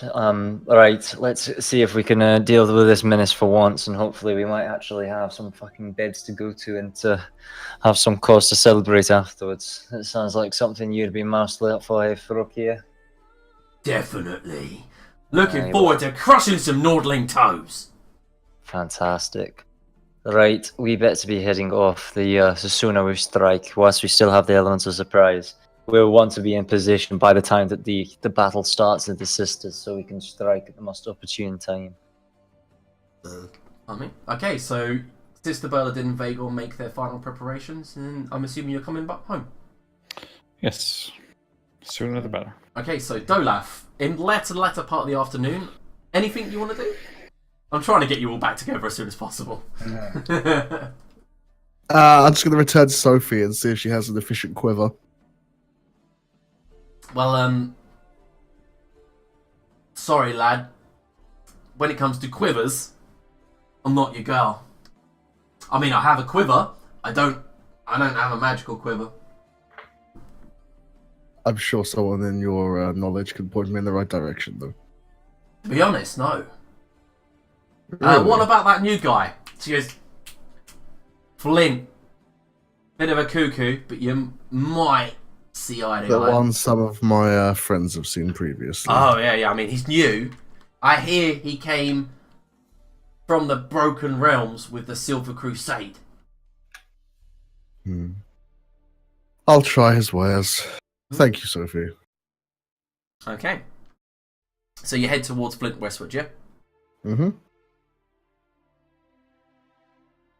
Okay, so as you head towards Flint Westward, and you walk through the small idyllic garden with the halfling goes, oh, it's another royal elf! Oh my! And she kind of bows slightly. You're quite alright. There's your master in. She like bangs on the door. There's no answer. She opens it. Flint! Flint! And then she picks up a stone and throws it, and then you fuck! Someone, pat, pat, pat, pat, pat, pat, pat. And then the door swings open, and he's got looks like a frying pan in his hand. He sees you. You see in his eyes, he still contemplates hitting you with it, but then puts it down. Hello! Hello. I'm after some wares. I haven't hunted them in a long time. Not bears. Wares. Got it! Got it! As you are led in, it's a mess. There's just one single table filled with goods. And you already spy, on the far right, in the corner, about 4 or 5 quivers hanging up on the wall, filled with arrows. I'd like to take a look at them. Which ones? All of them. Got it! And she brings all 4 or 5 down, lays them out for you. I'll cast my eye over them. Okay. You notice that he has a quiver of elven kind. Mm-hmm. And one of them that the rest all seem to be non-magical, but one of them seems to be very peculiar. As you pick it up, it's got a stack of about 500 arrows in it, brimming to the edges. And as you pick it up, it's light as a feather.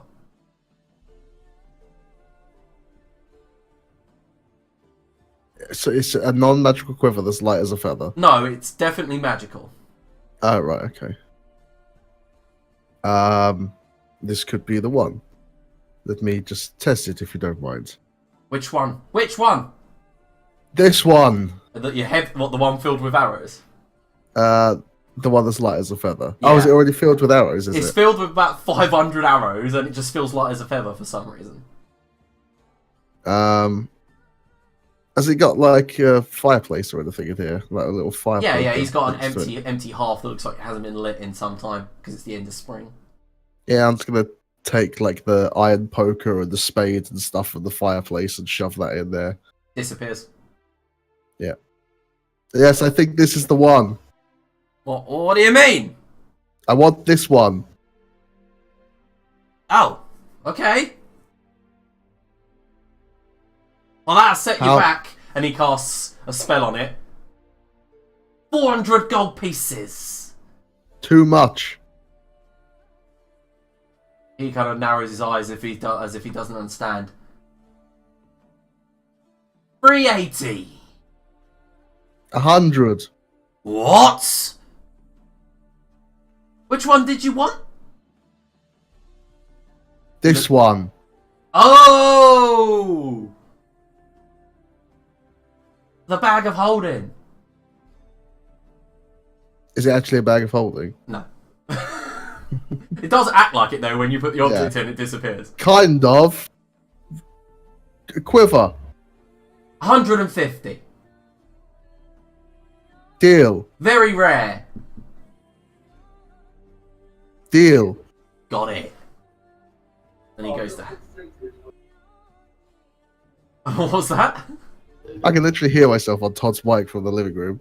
I've just turned it down. Hang on. Anyway, yeah, you hand over the 150 gold pieces and he gives you the quiver of El Honna. For some reason, Is there's it yeah, there's, a specific quiver? Then? yeah, it's a quiver of El Honna. Okay. Man, you guys are buying his fucking supply out. Remember, he only has like a small supply of magical items and they're gone. Here I am sitting on like 100 gold pieces for the entire campaign. Yeah, but like I think what Dolav is taking is like actually out of the treasury. Mm-hmm. Yeah. Anyway, yeah, that's the wondrous sign. Oh, is that actually a thing? I've never heard of that before. Yeah, it's like a. Oh yeah, it's from the DMG. Yeah. Yeah, It's it's a quiver from. that can Yeah, it's hold it's a quiver of holding, basically. Yeah. You can put like spears in it. You can put like. Oh, lances. I've never heard of it of a quiver of Alona before. It's just a efficient quiver. But that is exactly the one that I was thinking of. Mm. I'm trying to work out where I got all my gold from now, hearing that Arnie only has 100 pieces. I have a shit ton of gold. Vagel's really been like no with gold pieces. You know his character's not that. Oh, I see. He hasn't been trying to get gold. No. That's fine. Whereas you guys have been loot. Except Well, sister. And this has been loot, loot, loot. It's more like tax, tax, tax. Okay, so anything else I can get you? No, that's fine. Thank you. Okay. Good day. Yeah, it is May. I'll turn and walk away. As you leave with your quiver. Anything else, though?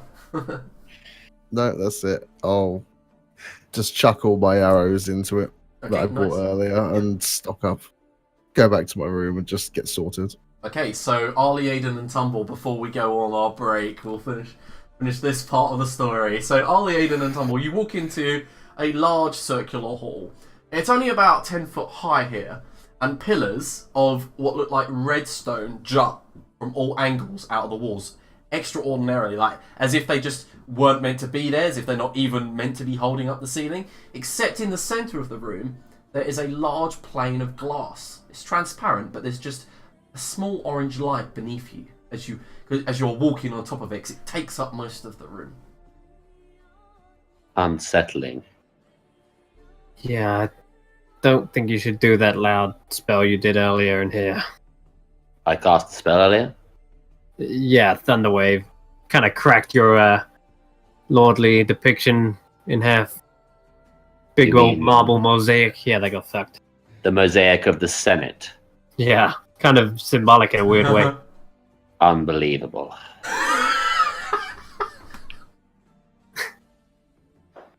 Anyway, this appears to be it.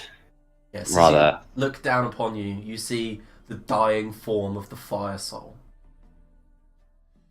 It's I like a don't. tiny ember in which should be a roaring flame beneath you. Doesn't look healthy, does it? Healthy? I wouldn't know. What are we looking at? Apparently, it's something that is able to warm the entire planet. Oh, in that case, yeah. It's not doing a very good job. Less of a bonfire, more like a pilot light, wouldn't you say? I bonk on the glass. Like, dum, dum, dum. Boom, it's quite thick. And at that moment, there's a whoosh of flame in the far corner of the hall, and a red-skinned half-elf appears.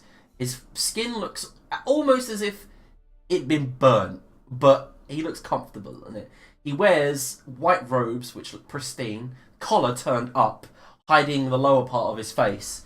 And what you can see is he looks elderly, but his skin is like a ruddy red, as if he suffered burns. He shuffles slightly forward and goes, "Hello? Who's there? Hello. Who enters the fire vault?" Just travelers. He slides forward using a cane, and Tumble, you'd kind of seen it, use it in your dark vision. It appeared in a puff of flame, like a, and then just appeared. And he kind of stops in the center and looks down, looks at you all, and Tumble, can you make a perception check? Okay. This is, you need to get high on this to notice, but. Okay. Let's go, Tumble. Perception check. Oh. 15. Okay, and he goes, well, if you are let in, then obviously Midgard itself has let you in. What can I do for you?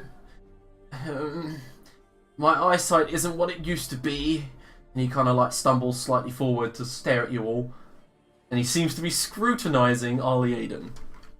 Let us then talk less of eyesight and more of memories. What? He leans forward, puts one arm on Arlie Aiden's shoulder, looks at you, Arlie Aiden. Have goes, we met this guy before? You look exactly like her. You've definitely taken after her. And he leans in to hug you, Arlie Aiden. Awkwardly, very awkwardly return the hug, almost old Arlie Aiden-esque, like tapping him on the back. He goes, you must understand, I could never leave. Where is she? I've dreamed about her every day since she left. She is beyond reach now. What do you mean? Her soul has left Midgar. She's gone. Oh. When? When did she pass? A few years back. Oh. And you see tears are actually streaming down his face. Though you don't hear him sob, but they seem to sizzle before they can even fall off of his face. If I can ask, who do you mean when you say she? Who are you referring to? He's referring to my mother. Oh, wait. Do I see the resemblance? Yeah. Are you saying this is your father? Apparently so. And I flick a book towards Tantor. Tumble, sorry. It's Tumble now. Yeah, okay, so let me just quickly read you out what I'd sent. It's just a summary so that you know what I'd sent, Todd. Yeah. I have it here if you want me to read it. Yeah, because if it's in character, it's better. Go ahead. I'll save you the details of flicking through, but the opening talks of an early life of the minor and misdeeds and adventures of Arlieda, my mother. She speaks of the moment the wild elves of the Vidr intermarried. She mentions her dislike of Halota and Nalia, and casually puts in that she respects their strength. She mentioned a man named Carter. That's me. A half-elf, would you believe? Lord Modair's bastard son of a human. Eventually they fall in love and secretly marry. In the years to come they adventure, they meet many friends, and many of them die. Their journey leads them to the Fire Vault, where after defeating the corrupt Fire Soul, Carter takes on the title and power. Here he stands as the new Fire Soul. After spending many years together, it appears Arlieda felt pregnant, left back home for Capula. Her last entry is of how she can't wait to meet her son. Myself, it would appear. And I gesture to the front of the journal, which has Arlieda's "Don't touch Adwin" written all over the front. Yeah, it looks like scribbles. Adwin, don't read my journal, like from when they were children. Obviously, Rocket's Dolaf's father would have been the cousin of her. And... I have one question for you. Why, in all the ever-loving gods, did I find out you were here through a book? Well, I can't leave. I mean, I would have loved to have contacted you if I'd known. I didn't even know you existed, really. I knew that she was pregnant with our child, but she never returned. She said she would, but she And never why did. not her?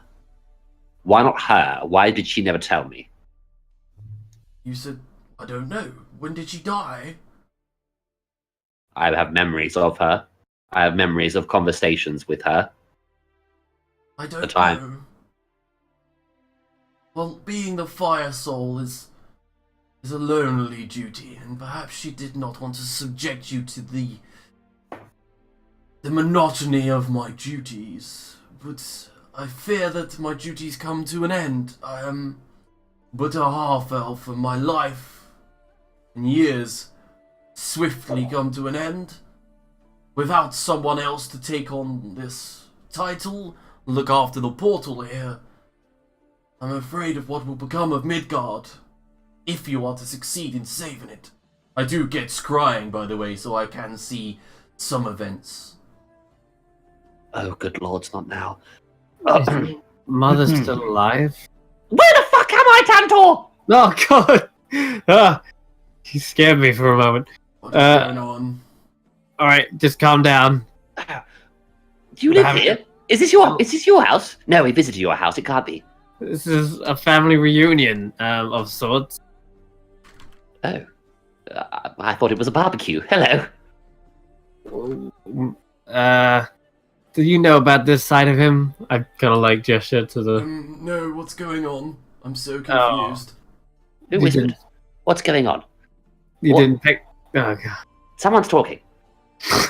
Okay, so You- Arlie Aiden, do you want to go to it? Yeah, I will, yeah. Okay, so next to you, Tumble, Arlie Aiden like disappears in a puff of void smoke, and What? the fire soul goes, "What just happened?" I don't know, but you just appeared in a puff of smoke, and now he's disappearing in a puff of smoke. I can see where he gets it from. Okay, so Arlie Aiden, as you reappear, you are somewhere in the fire vault, and in front of you, floating on a pedestal, is a small cylindrical tube with 8 different movable parts that can twist, with 4 different runes on either side of the circular. Some sort of codex. And it goes, yes. Ah. Finally. Take me. I'm yours. Quick. Before he comes. Arlene, like, comically looks over both shoulders, Yeah. kind of like, looks around. Oh, all right then, I haven't got much on. Excellent. Take me, beautiful one. Yes. And as you yoink through, right next to you, Tumble, Arlie Aiden reappears, and the fire soul goes, "Ooh, what just happened?" Look, I'm not sure where you brought me on this little vacation, Tantor, but I must say it's quite mad. You didn't do anything, did you, when you were gone? He was only gone for about 12 seconds. Where did At you- most. I'm not rightly sure. Should I know? Yeah, you should. You should tell me exactly what you just did. Look, I think you're focusing on the wrong aspect here, Tantor. There's clearly a man who's injured over here. Do you need help? Can you hear me?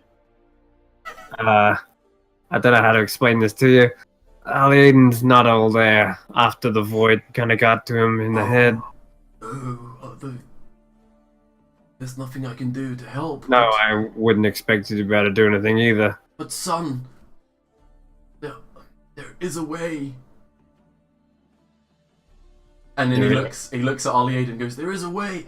You could get help." Oh. Am I sick? You better tell me how that's done. He How- leans towards you and says, "There's a temple far from here, surrounding a star. The star drakes there will know." Hold on. I have had occasional talks with a dwarf there, but never seen him. I just hear his voices in my head and can't quite tell if they're of loneliness or if he's real or not. But he says that he can help anyone, and that I should use this power to help, but I'm too old. You're not young, that I can tell you. How long do you think you got left in you? He looks down, and you all look down as well, and you see the fire soul below you, which is probably a fire roughly the size of an average tavern room. And he just kind of goes, a year or 2 at most. And what happens when The thing is, elves and long-lived beings usually take this duty on. But I am short-lived. Well, we've got loads of friendly people. But Tantor, why don't you do it? Do what exactly? I don't get what you're doing here. If what happens when you die? Well, not a lot at first, that I can tell you. But then eventually, creatures will begin to file in from Muspelheim, and from then on, cannot tell. So far, ever since Ragnarok, the primordial fire has been kept in check. The only person that I know that always tries to get in is the spirit of Loki. Mischievous little bastard, hanging around outside attempting to break it.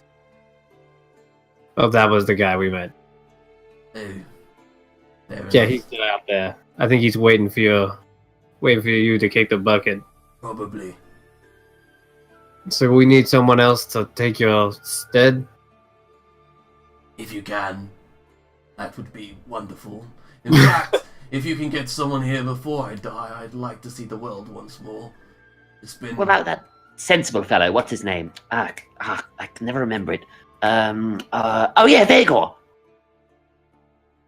You think Vago would be a dutiful guardian of the fiery?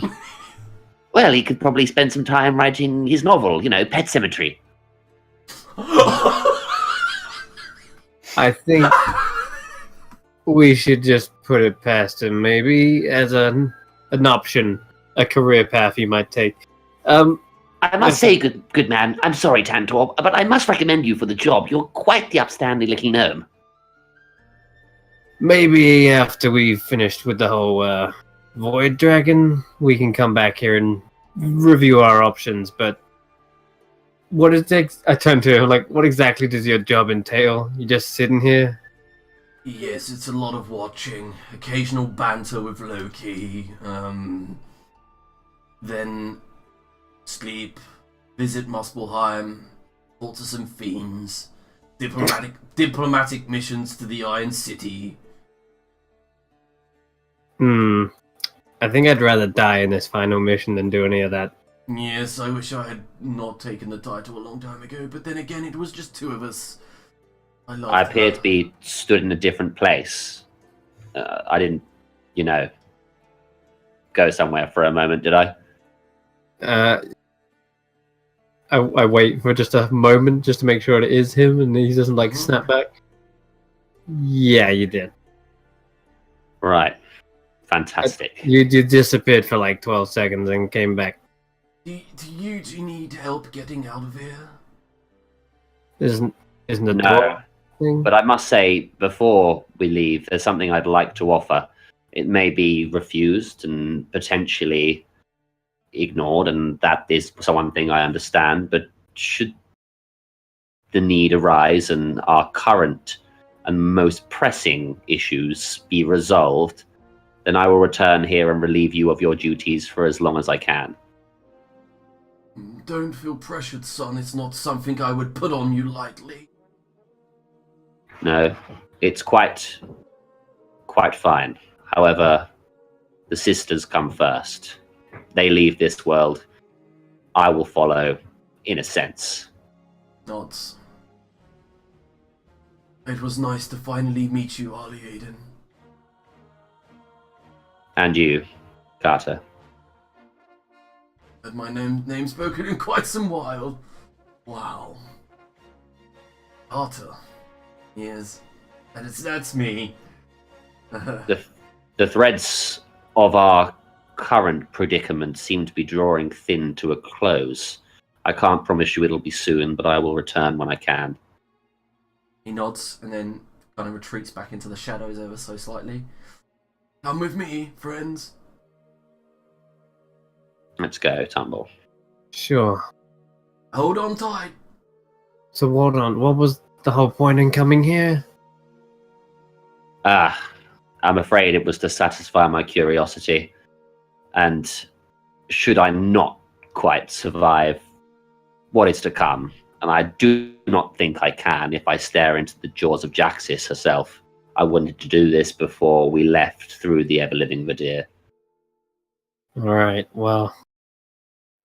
I thought maybe is the fire not something we can use against our enemies? I don't know. Is it? I look over, sorry, at the fire soul. Well, what do you mean? Is there anything you can do to assist us? Surely you must understand that everything I have the is invested heavily in this. I have a perfect gift for you, Ollie Aiden. Use it warily, though. It's an evil artifact, but it's powerful. And then you guys whoosh through what seems like roaring fire and hellish fire all around you to land in a room, a small circular room. And there's a pedestal with a light emanating from it. And he points it and he goes, "Oh, damn you, Loki! Damn it!" And he goes, "It was here a minute ago." What? Hold on. How long ago? A minute. I saw it literally before you arrived. Right here. Well, I see where I get some scattiness from. Can Tumble put 2 and 2 together? Not really at the moment. Quite all right. It's okay. You remain here and do your duty. We'll do ours. If I can return, I shall. Tumble, I'm grateful for you coming along with me here. I'm sorry to have put you through all the trouble. Yeah, no worries. I had a nice read on the way down here anyway. During that 5-hour walk, Tumble would have been reading through that. Journals. Yeah, the journal. Okay, so the fire soul says, "Are you ready to go home?" As ready as we can be. Okay, well, this is gonna hurt. And then as he touches both of your chests, you are literally, feels like, you're not teleporting, but as if you've been grabbed by your scruff of your neck and pulled through the tiniest queen-shaped hole, ripped through a dimension. You're burnt to a cinder and then immediately plopped into the river, which is just outside of the palace. And both of you sizzle slightly. You both have 2 levels of exhaustion. What the hell was that? Did I just eat a Lotus chicken again? And as you plop into the water and begin steaming just outside of like the palace, you're like, ah! One of the guards goes, literally, they just appeared out of a fireball. I'm not lying. And that's where we're gonna end. Well, not end today's session, but take a break. Jesus.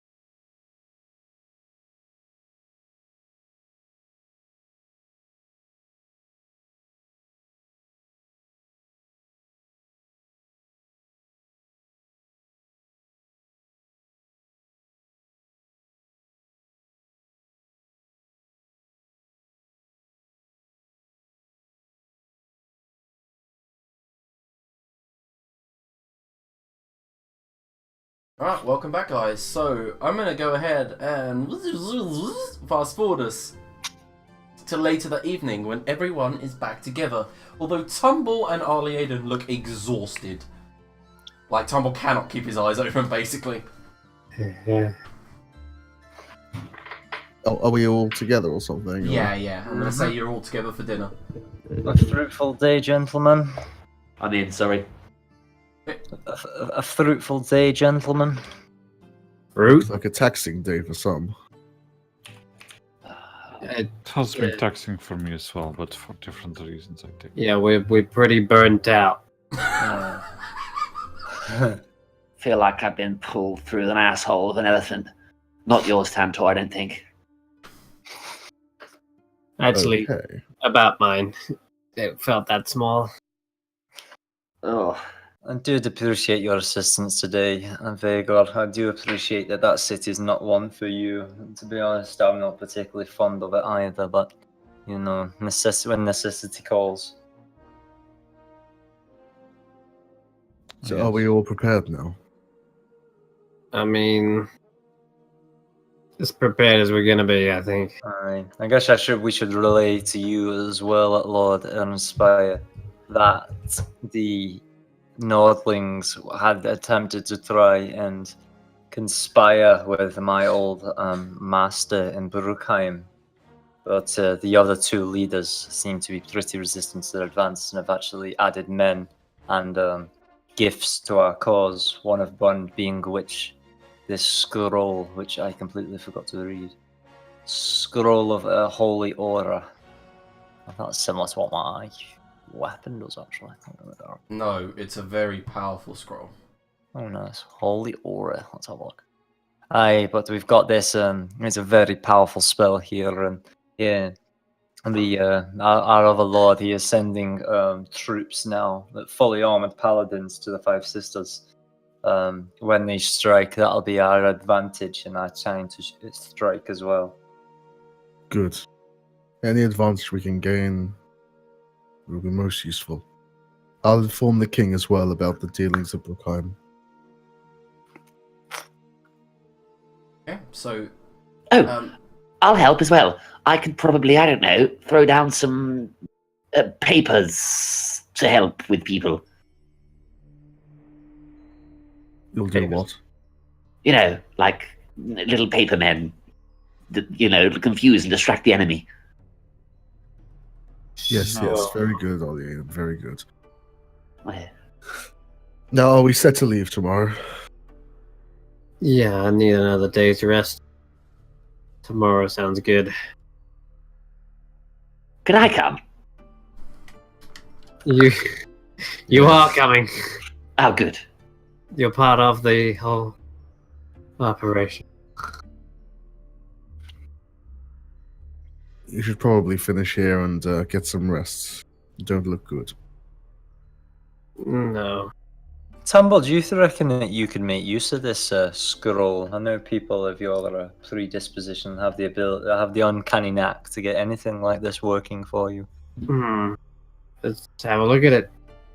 It's just a holy aura spell. I know that rogues can use any magical item, can't they? After a bit. I don't know if you're high enough level for that. Holy aura. That bad boy. Have a look. Shit me. Pretty good. Ouch. Oh my god, this is a high level spell. Mhm. I mean, yes, but you're gonna need some gold as well. No, it's in the scroll. Oh, is it? Yeah, when you make a scroll, it takes up all of the materials made to create it. Yeah, so you don't need any material components for it. You only need the verbal and somatic. Is it just the verbal actually to use a scroll? No, it's components. Yeah, verbal, somatic. Yeah, it's just verbal and somatic, but you don't need the material cost. This is gonna be instrumental. We can save this for the right time, the right moment when we need it. Aye, well, I think Yeah. it's best in your hands. All right. I think I know exactly when to use it. Fantastic.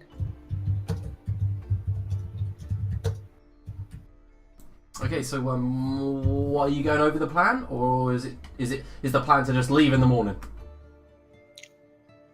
I think we're all comfortable with the plan. Okay, so overnight, Arlie Aiden, you lay it out on the bed in front of you as you begin to attune. First thing you realise is it counts as a Rod of the War Mage +3. Oh, Bloody hell. delightful. You get +3 to all of your spell attacks. Wonderful. Whoa! That's just to hit, not damage or anything. Fuck me, okay. That's still ridiculous. Mhm. Cool.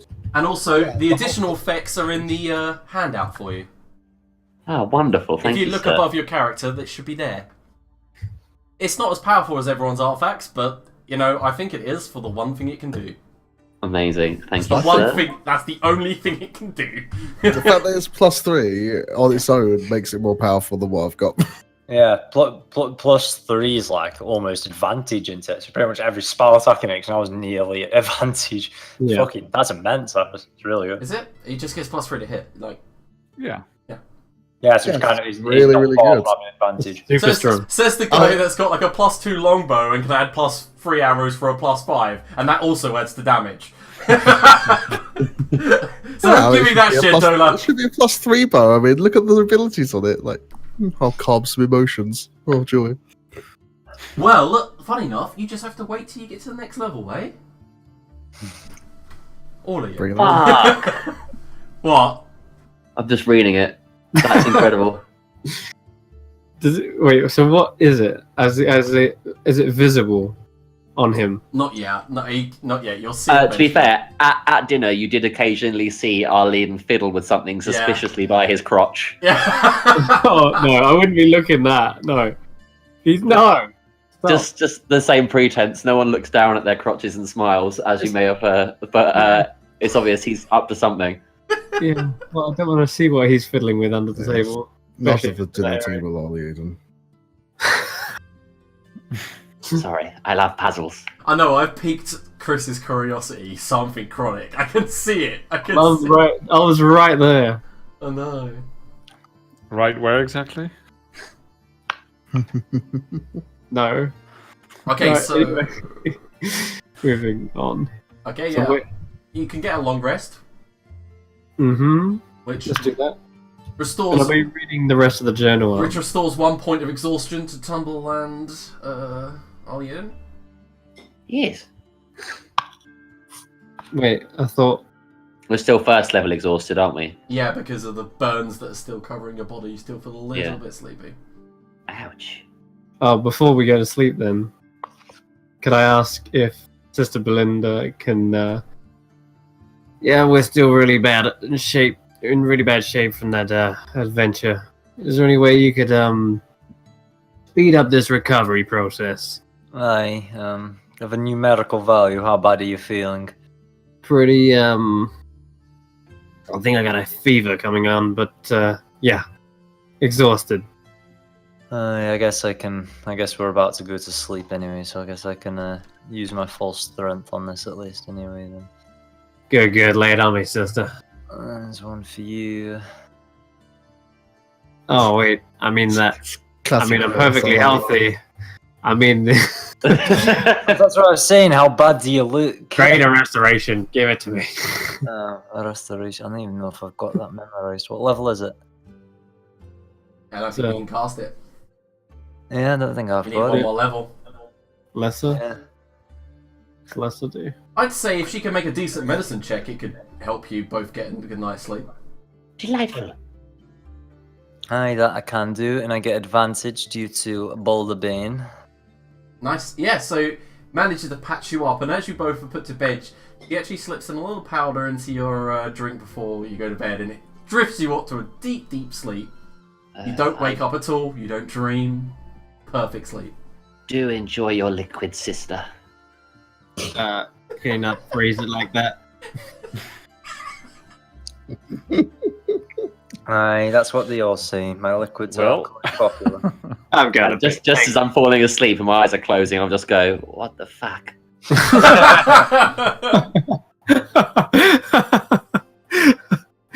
That's one of the best what the fucks. Oh, okay. So, the morning comes. All of you are freshly rested, ready to go. How are you doing this? What do you want to do? Teleport straight behind them. Backstab. Sneak attack. Sorry, kid. Okay, so first of all, teleportation is viable here, except you don't know where you're going, so you have a high chance to be thrown off course and get lost. Yeah, let's not do that. Yeah, I think we'll just get a carriage to like up near Grasselheim and then head into the Evelyn Vidr.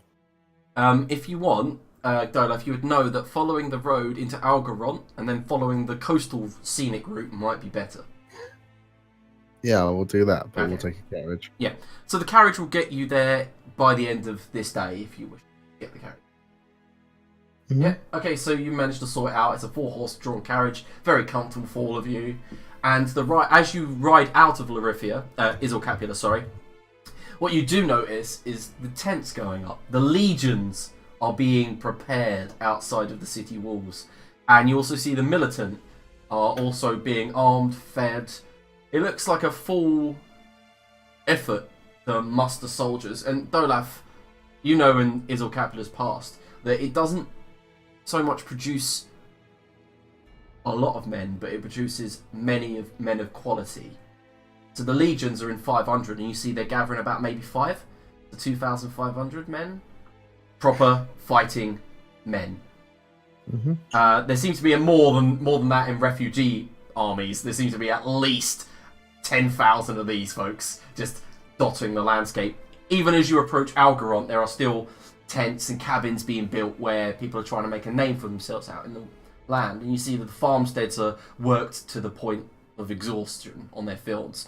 And as you approach Algaront, it's a walled city used for coastal defence. It's got a large central elvish tower used for defence. And the carriage itself drives through the centre of Algaront, which is very picturesque. Very kind of depicts the way it was built hundreds of years ago. Yes, I know Algaront very well. It's where my barony is. Yep, and as you move northwards, exiting Algaront's northern gates, you follow the scenic coastal route, which is just basically a very well-kept road that just looks out to this seascape, and to your right just seems to be rolling hills, mountains, and pine woodland, and it just seems to be very peaceful here. You do see people travelling north and south on your way. People seem to just, good morning, good afternoon, that type of thing. And by the time you reach, I'd say there,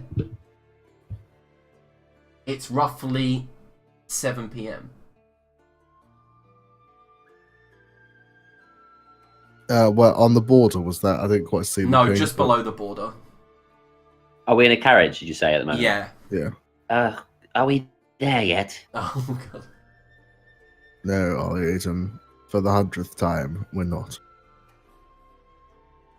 I didn't know invading as a strike team would be so boring. Been just trying to keep all the Aiden's mind at peace. At least just been playing some gentle music on the way. Nothing too egregious to get annoying and repetitive, but just enough to keep minds preoccupied. Yeah, okay. Sounds good. It looks like we have a few more hours of daylight left. We should probably ride close to the border. What do you think? Yeah, we want to be unseen. What were all those men doing outside the capital? They're preparing for war. Oh, how exciting. That's one word for it. Yes, it's a thrill, isn't it? Tantor, I might even upgrade you to a war elephant. Aye, we could probably do with one of them. Get him a Haldor. Yes. Wait. Can you cast that spell, Polymorph? I can, yes. Then you can have yourself a war elephant. It's gonna be the best thing, Elaine, riding Tantra into battle. It actually is good to ride. Tumble gonna be into amazing. battle. Oh, Okay, so do you tell the riders to ride all the way to the border? Yes. Okay, so it's roughly 10 p.m. by the time you reach the border. darkness fills the entire countryside around you, but in the distance you do see torches that are lit on the border. We should take camp here, I think. The And nearest rest of sister... the way on foot. The nearest sister is still 2 hours to the north, maybe that if you rush. But here, you know that they do patrol the border, and you can see the torches of the retinue of patrols. Is that ours, theirs, or both? Yours, definitely yours. Yeah. Ranoglan does not have patrols. Okay. So you take camp. The carriage, the man who's driving the carriage, the human male, tips his straw hat and says, "Will that be all, sire, or would you like me to stay with you for the night?" That's quite alright, thank you. Well, if you don't mind, I'm probably going to get a head start and keep on going. If you so wish. Stay safe on your journeys. You too, sister. It was a pleasure to deliver you all to the border. You were very nice. Yes? Watch out when you go. Rapes up 8%. Oh, okay. Well, I'll make sure to keep my crossbow handy on my lip. And he just sits up. Hiya! As he hits the horses slightly, and they just begin clippity clop off the south, heading south, leaving you guys on the side of the road. So up 8%. Yes, that's exactly I don't know what he's saying. saying. Insight. Inside. Just how accurate is that statistic? What did he bullshit and made up on them? Because as we know, 80% of all statistics are made up on the spot. Okay, so you guys settle down for camp, Mm-hmm. Yeah. and I'm assuming you go to bed. Gotta do some round of watching, but yeah. Yeah, we Okay, should yeah. do a watch. Can I do a watch? That sounds hilarious. You could watch with someone else, probably, Aiden. Okay, so who's taking first watch? I'll do it. Okay, I'll do so 4-hour watch.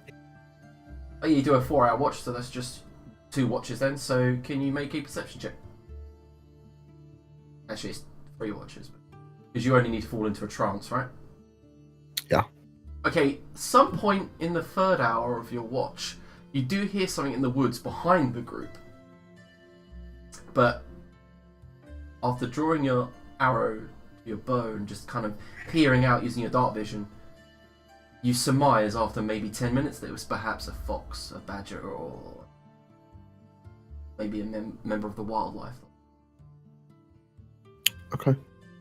I'll keep my eyes peeled, extra vigilant after that, just in case, but And yeah, on- return to the On the 3rd hour as well, you notice that the patrols to the slightly to the northwest do disappear and head further north.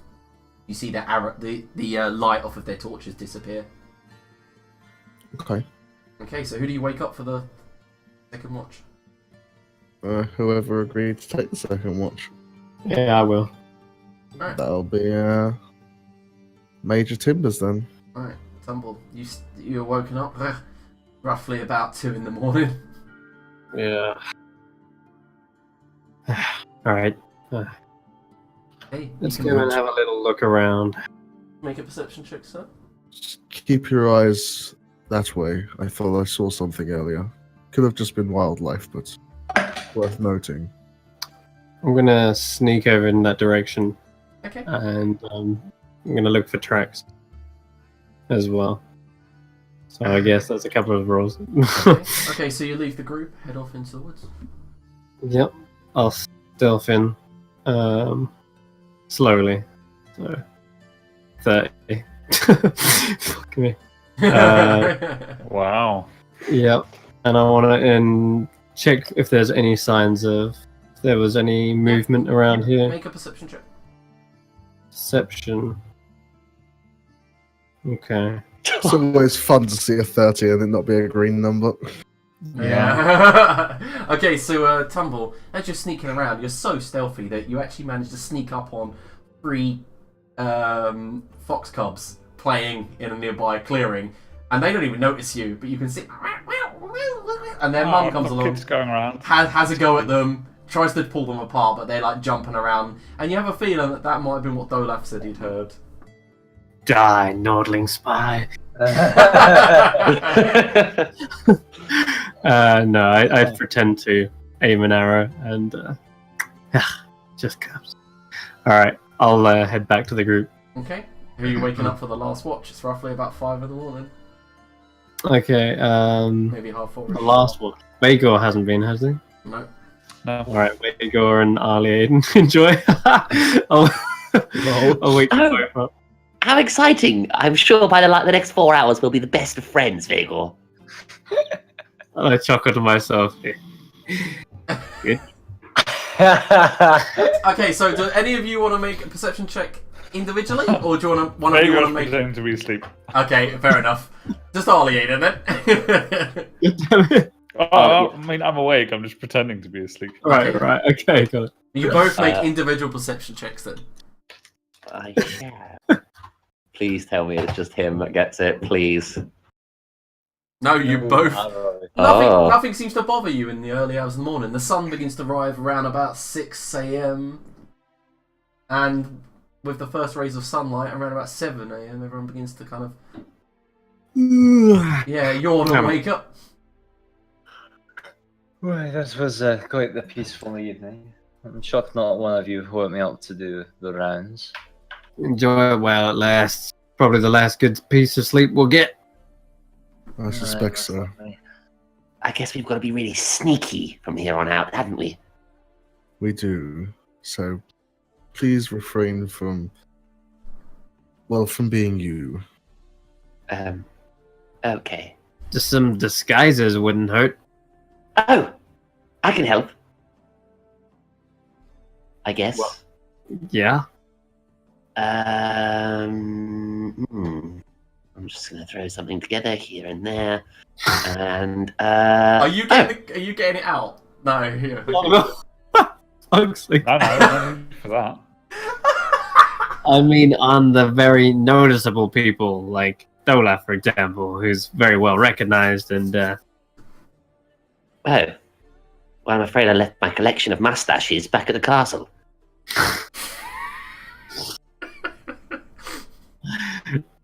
Who are you casting polymorph on?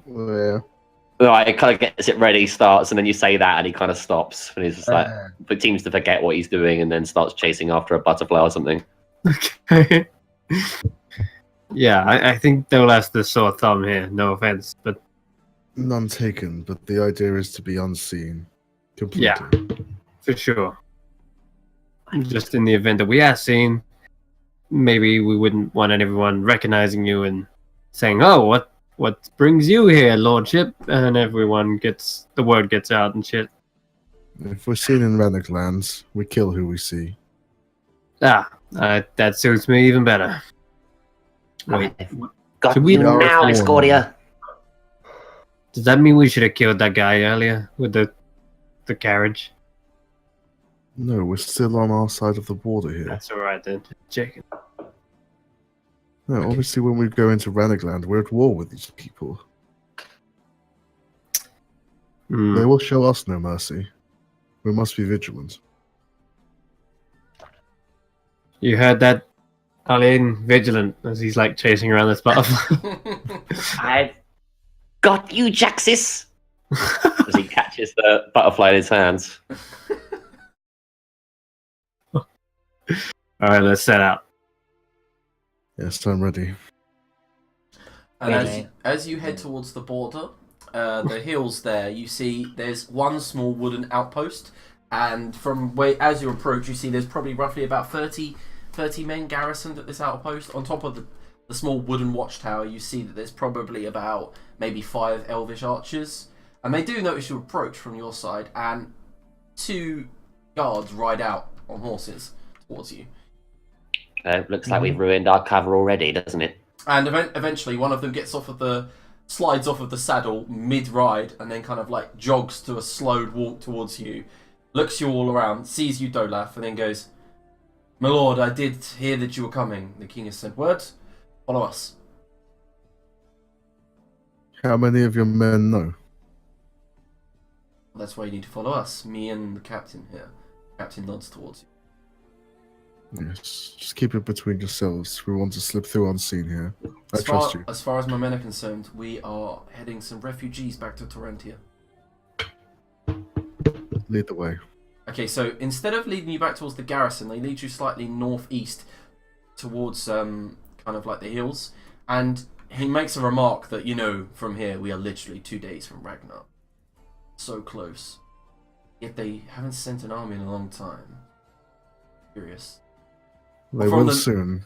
From the most northern part of the Sisters, you can actually see Ragnar. You can see the shadow above it in the clouds. I'm well aware. I fought at the Sisters. Nods. And eventually you guys are led to a tunnel. And he points into it and he says, "This is an old mine. Follow this. An hour or so and you should end up on the far side."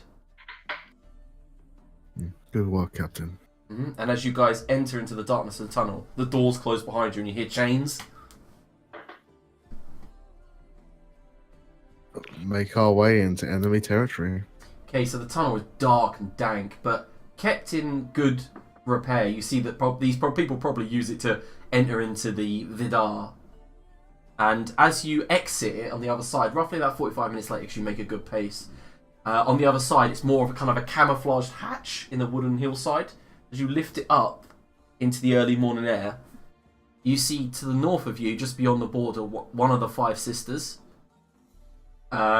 Standing there like a huge castle. If none of you have ever seen the Sisters before, this thing is a red bricked, very square shaped tower that rises probably about 500 feet into the air. Jeez. And it dominates the skyline from where you are. But you see that it's also teeming with men, like it's an anthill. Because some of the stairs and balconies all kind of exit it, and you see some of them arcane shift slightly and then rise. And you see that there's sparks of lightning shooting out of this one, as it seems to be powered by some sort of magical means. But you guys approach the fast-moving Vidr River from here, and you see to your north from there the hillsides where the waterfalls and the cascades crash down, and you are camouflaged by the mist rising up from those hills here. It's always misty from where the cascades crash into this river part of the river. It's shallow and wide, probably only about 5 foot deep here, cold as it flows into the sea.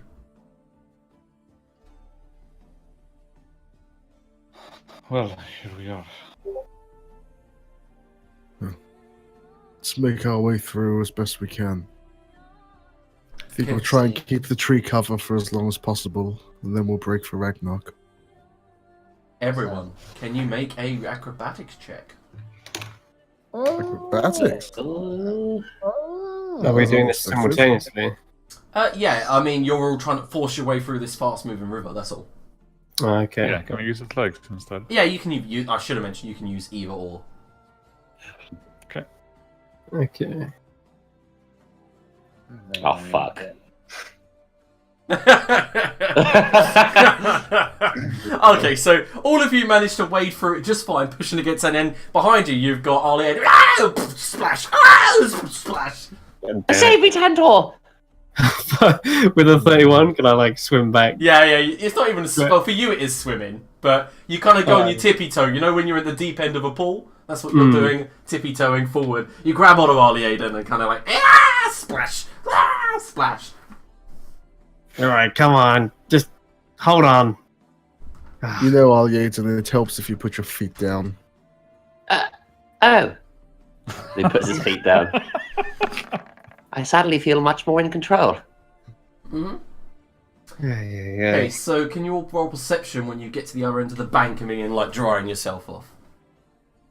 No, apparently not. Better get there on this one. 2 19s in a row. So, Sister Berladin and Tumble. Oh, I'm waiting for a 5th one. No, that was a... There was. I rolled before it.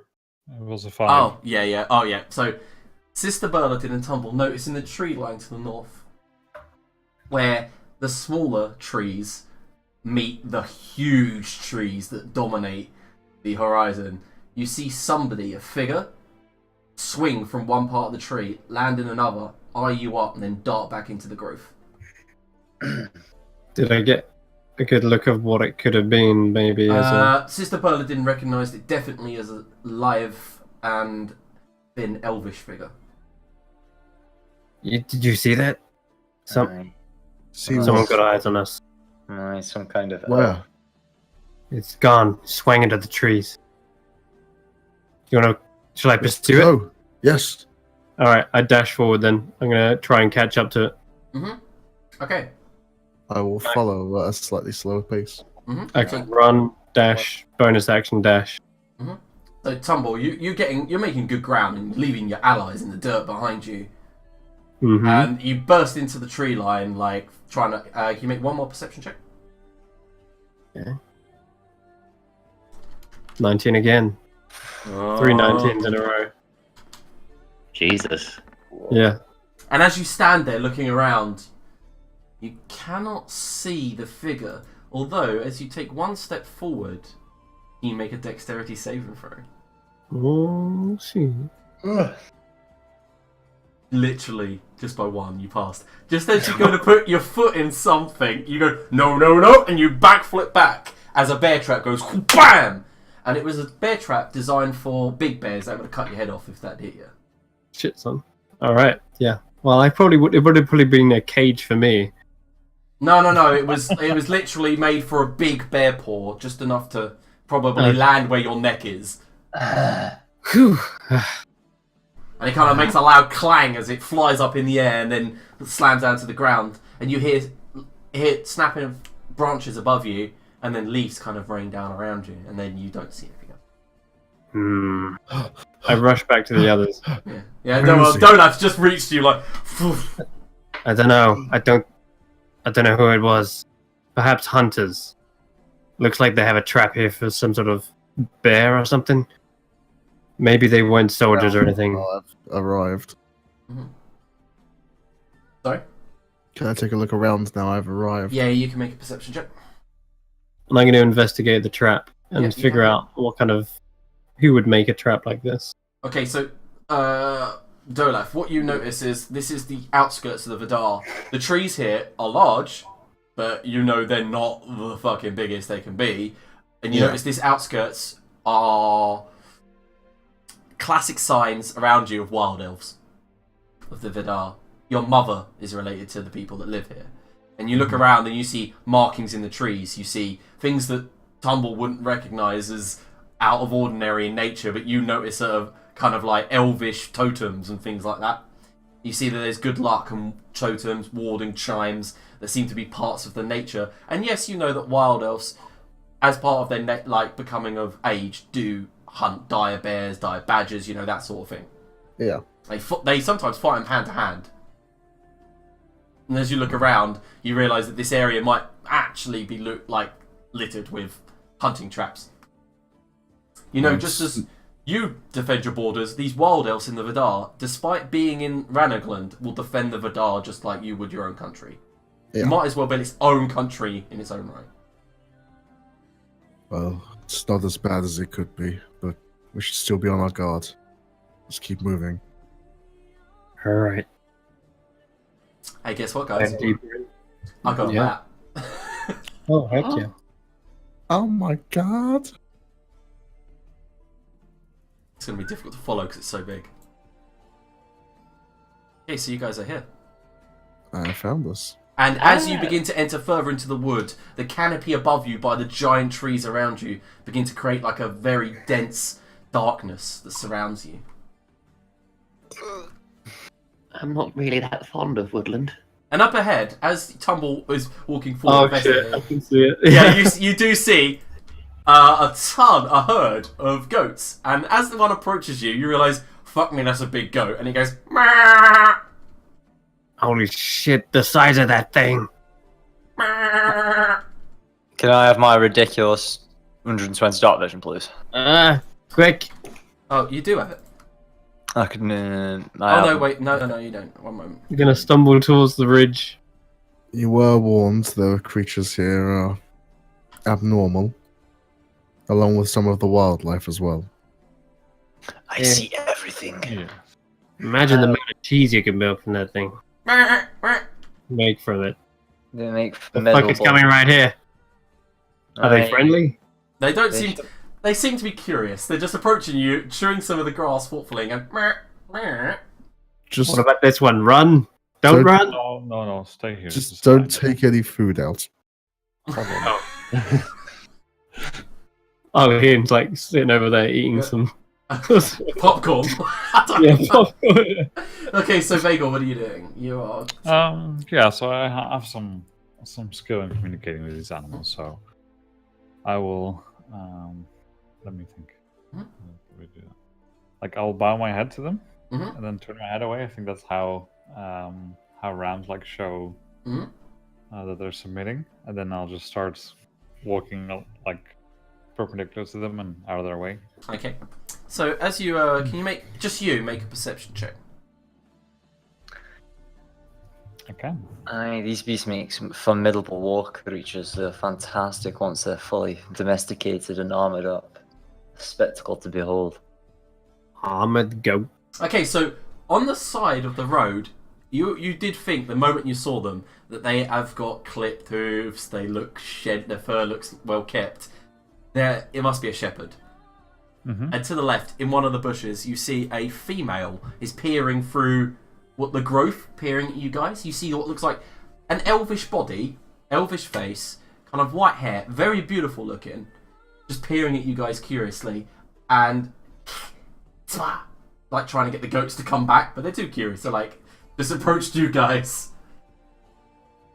I'm Yeah, and scratching I'll the belly. like I'll walk a little bit close to the goats and then start like walking over to where I see her. Okay, yeah, To she. sort of usher them in her direction again. Yeah, okay. You know, So like can when you? a dog's following you. and You can roll need to follow animal backwards. handling with advantage. Stroking his belly, chin, chin, chin.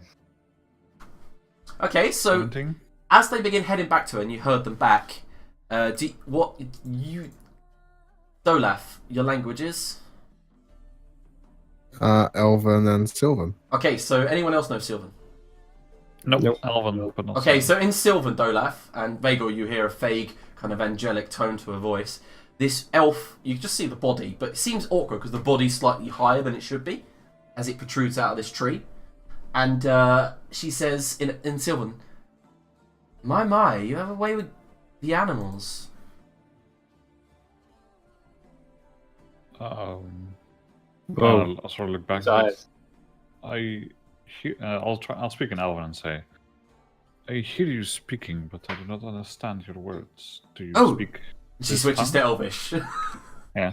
Yeah, she does switch to Elvish and goes, I do know Elvish, but I can try and speak the common tongue if you wish. You do not I'll look around to see if anyone seems to be confused by the conversation.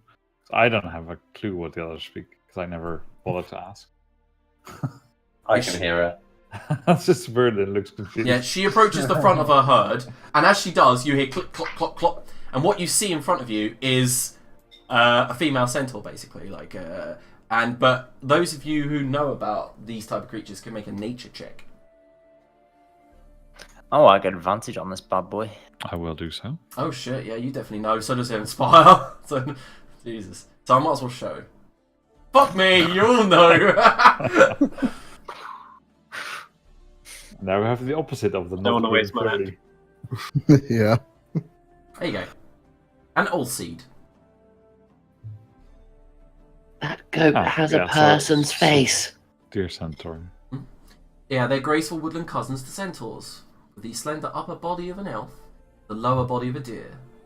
They are known as grove nymphs to most elves, and you know that they guard the woods and are rarely evil, normally not openly hostile to strangers, just wary. And she says, I must warn you, my cousins are lurking in the nearby forest. I just wish that you would know of their presence so you are not alarmed if you see them. Do you refer to the elves? No, I refer to my actual cousins. I have more Oh. of me lurking nearby. And how do they perceive us moving through? We're merely passing through, that is all, but we wouldn't want to. We are Curiosity curious. is fine, as long as they don't, well, have other plans for us. No, well, the wild elf tribes may, but we are friendly with most that come through the woods. We just hope that you respect everything here. And she brings her hand up and as she casts a spell, a rose appears in her hand, and she leans forward and hands it to Vagel. It's for you as a mutual sign of respect. But know that if you burn, damage, kill recklessly, that my more stronger brothers, the Centaur, will not take kindly. No, we do not intend. As said, we are merely passing through. We have issues with other of the more, well, urban races. Nothing that concerns you, I believe. Are you heading north? North and somewhat east. Well, we're having a bit of trouble here trying to get my goats through the northern pass. Because, well, in Ranogland, I believe the people there have driven the giants out of the hills. Anyway, to the north here are several giants blocking the pass. And we have been unable to circumvent them because of the ants' nest to the east and the hill giants to the north. Could you... What do you say? I would feel it a worthy cause to try and chase off these giants. Yes, we'd hate to kill the ants to get through, so the giants would be preferable, of course. I mean, we can certainly take a look. You giggle, Yes. Dwarf, but the ants are at least 10 times your size. What? This is the stuff of nightmares. No, they literally are giant, Dwarf. They are. Well, let us come to an agreement, perhaps. We are quite short on time as we are, well, for lack of a better word, we are at war. We must make haste. So we are trying to save further destruction from befalling us all. Would you perhaps lend us the use of your goats to get there faster? Well, the thing is, they've already eaten at least 10 of my goats. Cannot risk any more of them dying if my tribe is to survive. Of course, I understand. We would not take them into battle just to bring us there faster. Oh, you wish to ride my goats? Yes. Well, if you defeat the hill giants, we shall herd my goats back home, which is quite far, and you can ride them all of the way. How's that? How does that sound to you, Dorothy? That would not delay our efforts too much. She leans forward and whispers something to you, by the way. There you go. I want to whisper it. Oh dear.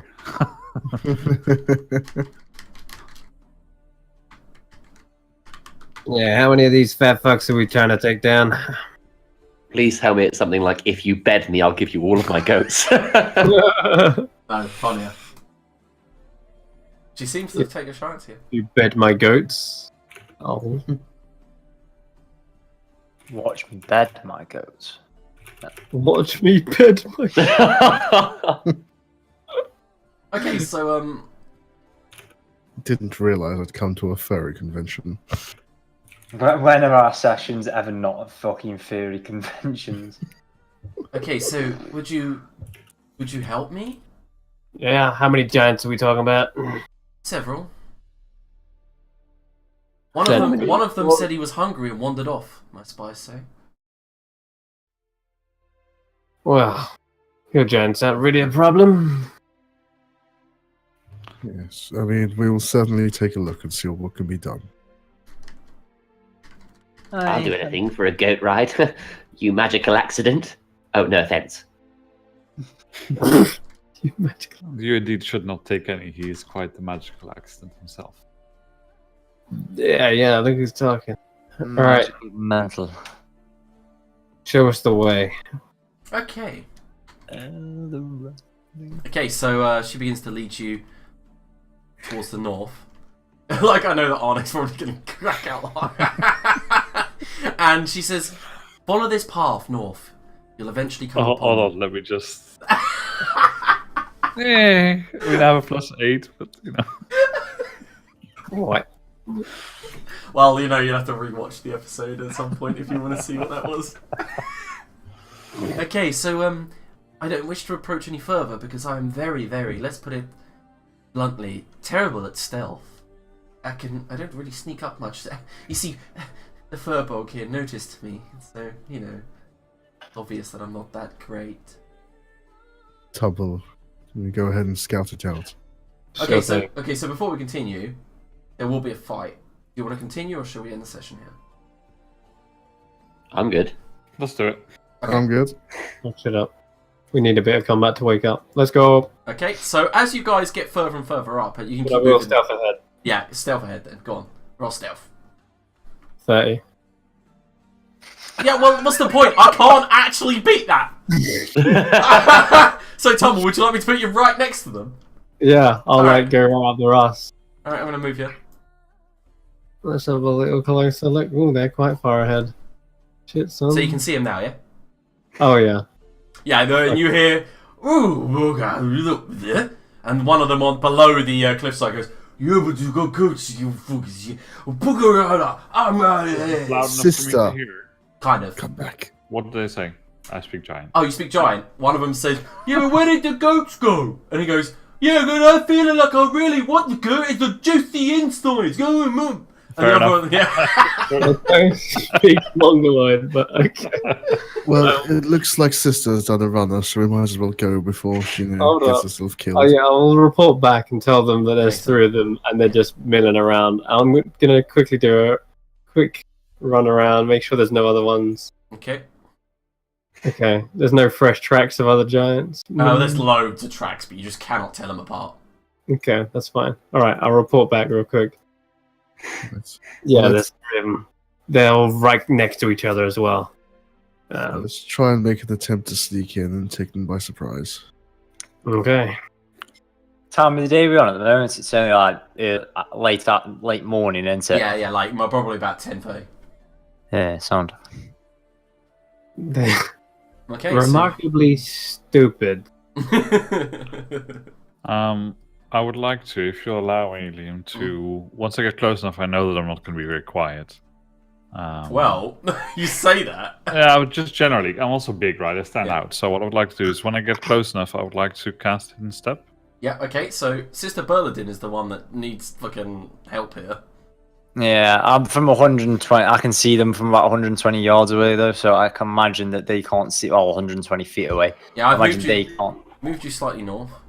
Yeah, so I can imagine I can see them before they can hear me, basically. Yeah, so guys, as you soon as can I get- So What time of Tumble, you could literally get to about here before you, and they won't see Okay. you. And what time of day is this? Probably at 10:30 in the morning, and they look like they're looking for breakfast. Bagel can hear, yeah, but I really want to go for breakfast. And the tall one goes, look, we lost the goats, but Fat Boy will be coming back in a minute.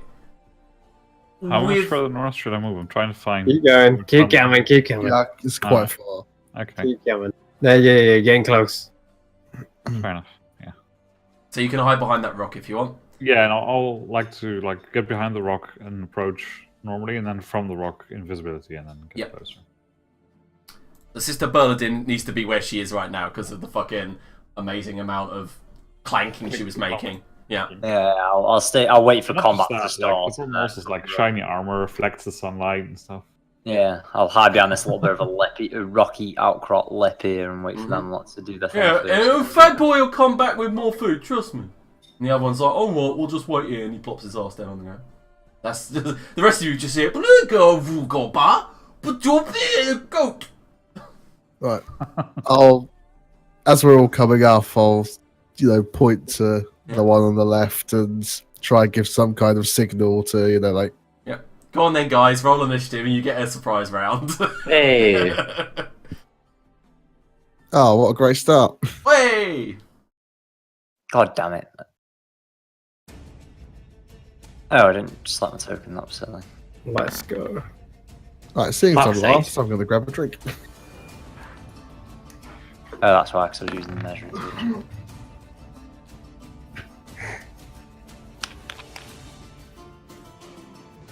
Okay, so Tumble, you'll go first. Okay. Can you redo the turn order in 2 seconds? Do it. Now. Yep. So, Okay, you approach behind this stone giant, and he's like, look! Rebecca, come for deal! Oh man, I wish I could climb up to cut his tongue out. But we'll have to start with his Achilles heel. Okay, go ahead. You do Oh. get, it's a surprise attack, of course. Yep, I'm gonna sink both daggers, one into each heel. Yep. So the Shit. first one is a 29. That's, oh, you know that's a hit, right? Yeah. Well, it's to ask, I think. We are testing the power of these for the first time ever. Okay, so that's a total of 13, 18 damage. Yep. Okay, And- so you slice across his heel, and he's like, and I will sneak attack that, cutting through his Achilles heel. yeah, he's like, "Yeah!" And you realise you have to dive and duck out the way of his feet as they stamp around, kicking up Jeez. dirt. The others are like, oh my god, it's an elephant. Oh my god! I'm glad I can't hear this. And with the offhand, I will. Michael just laughs in invisibility, like. Yes. All right. With the offhand, I'll try and attack him. Yep, go ahead. I'm Um. afraid that's a miss. Well. As you go to cut out, you can't cut through the tough hide of its leg. Okay. That is my go. Bagel friend. Hey, girlfriend. So, cast invisibility. Yep. And start 1, 2, 3, Jesus Christ, these things are fucking brutal. 5. And then cast a fertility idol between them. Okie dokie. Just sticks in the middle of them, watch them all run into each other. Yeah, I guess put it like over there to draw them out of cover a little bit. And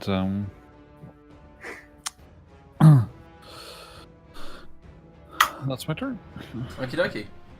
Okay, so one moment.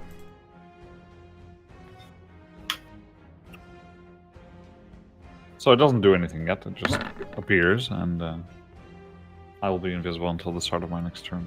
Uh-huh. Yeah. And behind you, Tumble, you hear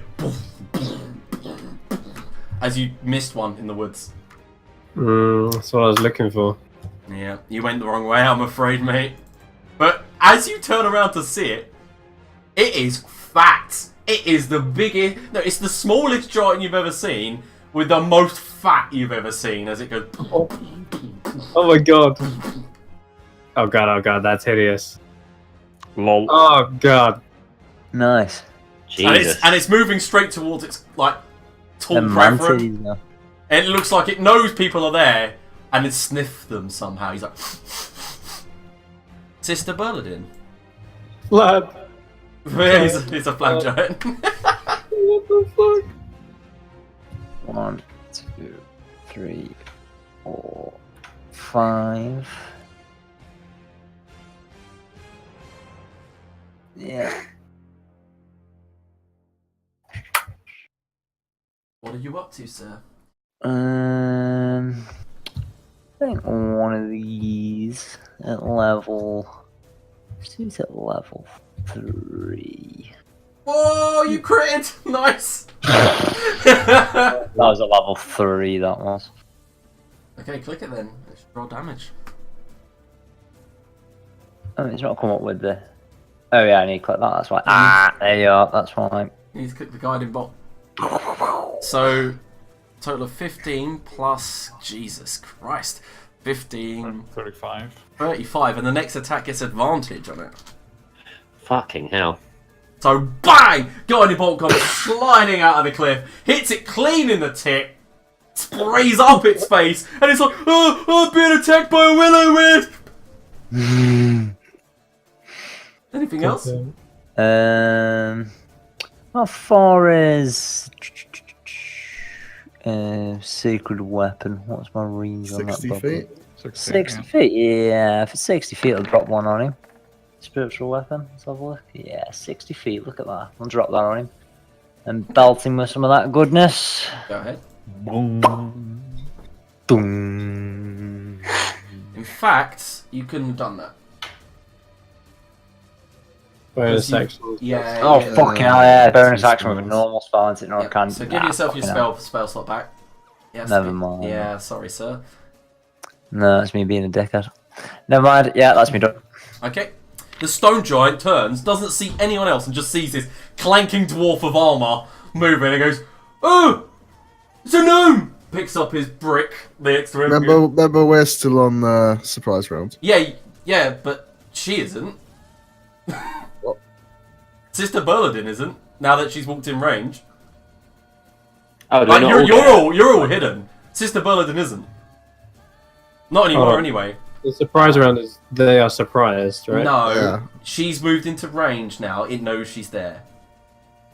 Right, so I shouldn't have had my turn there. Though everyone else should have had their surprise round first, so shouldn't they? And then I should have gone next, and like, and then in the next round of, because technically I'm surprised. I'm not part of this hidden like assault. Hmm. It's gonna throw a rock at you. Whatever. The Yeah, surprise go for it. round is they are surprised. Yeah, by you guys, not her. It knows that Yeah, she's no, there. no. it's fucked up because I shouldn't have gone then. Like, I mean, it's a Yeah. condition. Yeah, I know, but gonna throw a rock.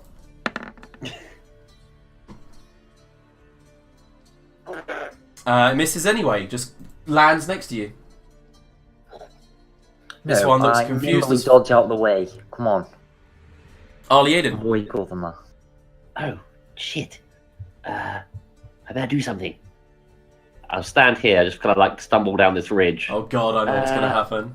Oh, I wonder. It takes out a tiny little kind of, looks like a kind of bronze cylinder from his pocket. Starts fiddling with it and changing a couple of things around. Dolath and Sister Blinden, you'll hear several loud clicks. I wonder. Hang on, Liam, I've got something else. Oh god. I was not looking forward to the first time you used this. And I'll fire a bolt of arcane magic right at Vagor's back. Click BL equals he. Click. I class Blight as height. Oh my god, on who? As who? On Vagor. Oh my god. Okay, so Can you as target me because I'm invisible? Oh, shit. Yeah, no, you can't. Oh my god, that would have been so funny. Fuck it, at the surprise of something coming out of this cylinder, I'll spin around and aim it straight at Sister Belinda. So you spend two points. You click the cryptex into condition. You go aha, and as you cut Sister Berladin, would you like this spell to affect you? Yeah, go for it. Okay. Can you roll a D100, please, Ollie?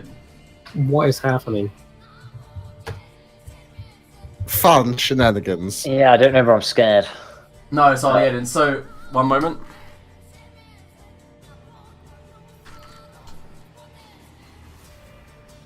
Okay, so Sister Berladin, suddenly, as you are affected by this spell, you turn behind, and you are now maybe 5 feet taller than Dolath. You get an extra D4 to all of your melee attacks. You are now large. I was just about to say, yeah, that sounds like I'm now large. Yes, but looks like you've been cast. But you're more taller than you are wider for some reason. Stretch me long wise. Yeah, so Arliaden's basically cast like an enlarged spell on you, but you feel taller than you are wider, which is bizarre. Everyone realizes she looks rather skinny. Is there anything else from you, Arliaden? I look at Sister Belinda and back down at the cylinder. I go, oh, and end my turn. Oh no, you're gonna even start to do weirder shit soon. Okay, so Dolaf, your go. Well, it's pretty standard fare here. Yep. The one in front of me, You get advantage on him. I do. 20. 20 is a hit. Good. That's a hit as well then. Yep, so 20. Yeah, 46 damage total. Yeah, okay, so poof, poof, arrow hits him in his belly. Fucking hell. He like ripples and he goes, "Oh no! I'm gonna lose my piggies!" Is there anything else? Yeah, I'll action surge as well. Okay. And do I do that? Or do I set up the next one?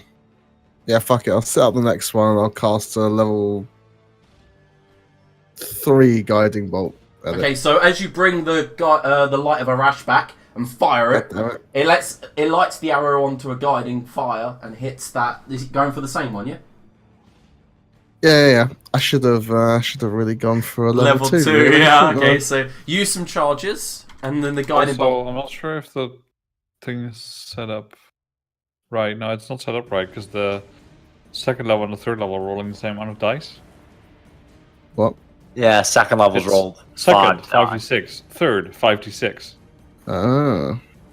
I might have typed the wrong thing in there. Yes. So you should roll one more I did, d6. yeah. You should roll one more d6 right now. Yeah, so they're all set up wrong. So Go on. give me just 1 second. Just roll. Do you want me to roll the d6 quickly? So I can There you move go. on? If you want to, yeah. Okay, yep, so Typing some yeah, stuff. as he fires an arrow from the bow of Arash, it lights onto a guiding bolt and then smacks clean into the ogre. And he's like, not again! Anything else? I assume that it counts as an actual like spell. It and not does, as I'm afraid, yeah. Yeah, that's everything. Then actually, I'll just back up a little bit. Okay. Tumble. You are no longer hidden. It knows you're there. This thing is coming charging behind me. Oh god, yeah, it looks vicious. And it's got like its hands and all the bellies rippling around it. It's like... Okay, also, the dagger, the short sword I'm wielding, is glowing like a bright light It is. currently. So it's quite the shiny, attractive little thing. I'm going to disengage and move 5, 10, 15, 20, 25. Okay. And I'm going to bonus action dash. Okay. And I get that far. Nice, it's pretty fun. Yeah, that is literally my turn. I'm just going to run with the shiny bright light. Yeah, and see like, if it come. follows. Yeah, I get it. Okay, so question: It's daylight, right? it is, Mhm. but there's Yeah, I a can't heavy see shit. canopy above you. Okay, but can I still not like see further than 30 feet? Because I literally can't even see this guy properly. You could probably see a little bit more, actually. That's 60 feet, isn't it? Ah, that's right. Thank you. And where have I heard Flabs? You currently can't see it, but you can hear Tumble shout out that it's coming, and you can Yeah, hear in it which crash in the direction tree. can I hear Tom? Probably east somewhere. Over here somewhere. Mhm. Yeah. Okay. That's cool. Alright. Bonus action, activate the totem. Okie dokie. What So do I need? Can, the three of them make wisdom saves. Yep, cool. DC 16.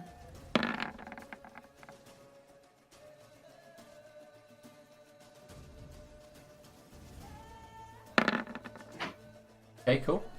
Okay, so two of them are charmed by the idol and will move towards it. With a dash action on their next turn. And the one in front of me is the one that's been pink cushioned by Dolath, right? Mm-hmm. I'm guiding bolted by me. I will move over here and do some stabbing. Yep, go ahead. Okay, so the first strike knocks it down to the ground, and then you pierce through its heart with the second. Yeah, there you go. Nice. And it just goes, "Argh! He's killed me with the stick." Anything else? No, I just like to Bouncy hide behind the corpse a little bit so the others don't immediately see me. That's it. Woof! Lands in front of Tumble, and he goes, "Hello! You look tasty!" He actually says it in common. Oh my god. Sister Bernadette. Right.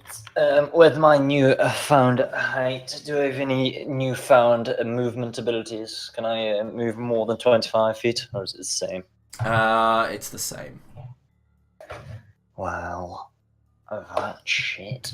Right, yeah, so let's run 1, 2, 3, 4, 5, and then bonus action. Do a bonus action dash or do a bonus action thing? Now I'll go into 1, 2, 3, 4, 5. I'm still not even that far ahead. You That's can bonus action dash. Yeah. Oh no, sorry. That's my action dash. Oh, I can still use my bonus action. Here we are. My head's gone, lads. Forgot I play D&D. Never mind. Yeah, so I'll move my Toll the Dead and not Toll the Dead. Sorry, me. The other bell thing. Too many bells. Gonna be able, yeah, it should just be able to get in from where it was, and aim it at that dude there. Okay. And ring his bell. Oh, I never cast it last time, so it doesn't matter where it is. Sweet. Where is it? Okay, yep, it fails. Go ahead, roll damage. Ring my bell. Oh, no. Oh, That's sorry, mate. Yeah, spiritual weapon. Mate, not Toll the yeah, Dead. I'm waiting for Toll the Dead. Yeah. You said I'll Toll the do Dead, it. right? No, spiritual No. weapon. Spiritual weapon. 14. 14 it.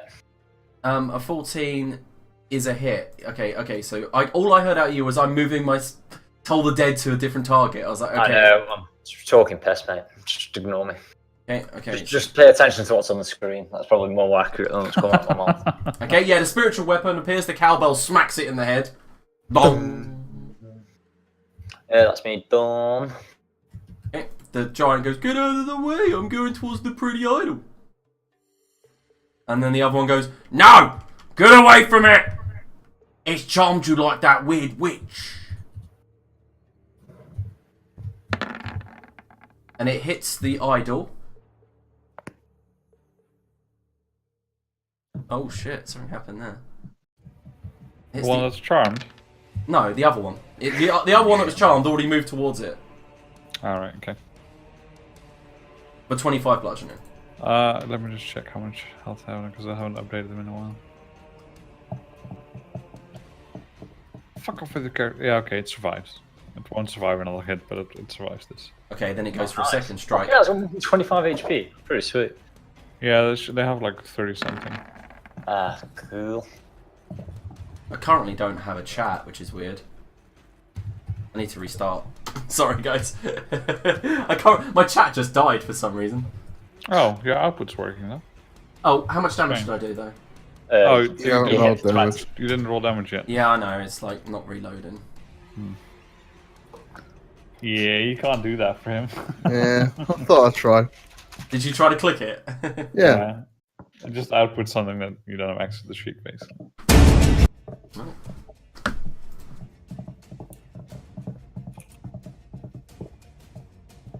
Who's tapping? Curtis got his toys out again. It's Curtis on his fucking cock. Okay, so 22 bludgeon damage. Yeah, it's gone.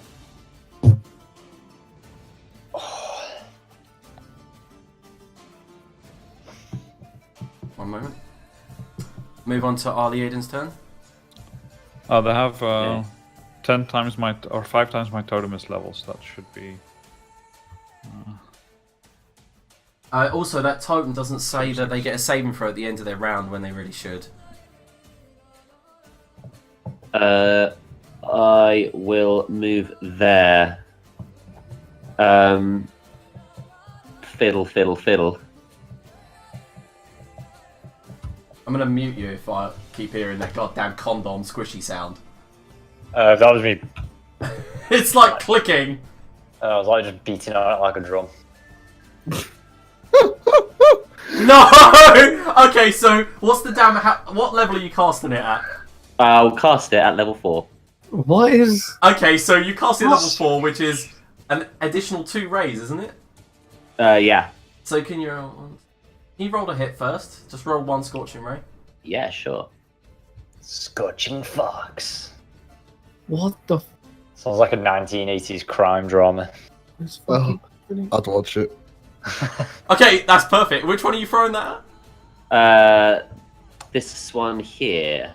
at? Okay, so everyone sees him go, ah, and as he clicks something into place on his cylinder, a flaming fox bursts from Arlie Aiden's mouth, charges along the ground, smashes into the stone giant, and explodes in a fireball. Can you roll 8d6, please?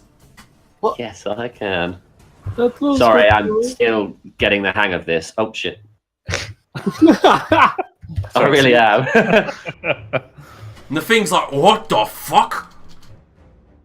Fucking thing, and I shake it and then end my turn. Basically, I just combined the damage and just did it all in one explosion. Amazing. Dolaf, you've just seen this fox run past you. It took you a brief moment to realise, wait a minute, that's on fire! What the fuck?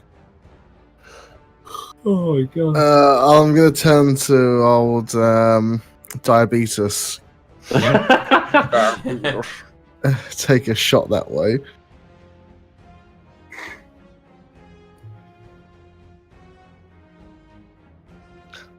I assume that hits. Yes. I will Oh, use wait, this thing is grasping running arrow on it, ridiculously fast. Oh my god. and then take another shot. Okay, the second. This says 23, 26. Okay, cool. Yep, both hit. Slam into its belly. I'll back up a bit. That's me. Is this thing? Did this thing part? No, he's just entangled anyway. Yeah, he's He's entangled. entangled, yeah. He He has to use an action to try and break out of it. Okay, cool. It's Alright, my turn. So I'm literally running at full speed from this thing. Mhm. Haven't stopped, even though on my turn it looks like I've stopped. I haven't. I've just kept on running, and I've still got the glowy sword out, and I'm like waving it around, like, Mm-hmm. yeah, and the most tasty here, come get it! Like a little glowworm or something. 5, 10, 15, 20, 25. Yeah, I could do something here. I'm scared though. I'm gonna bonus action dash and keep running from the Yeah, oh man, you need to. It's scary as fuck. Yeah.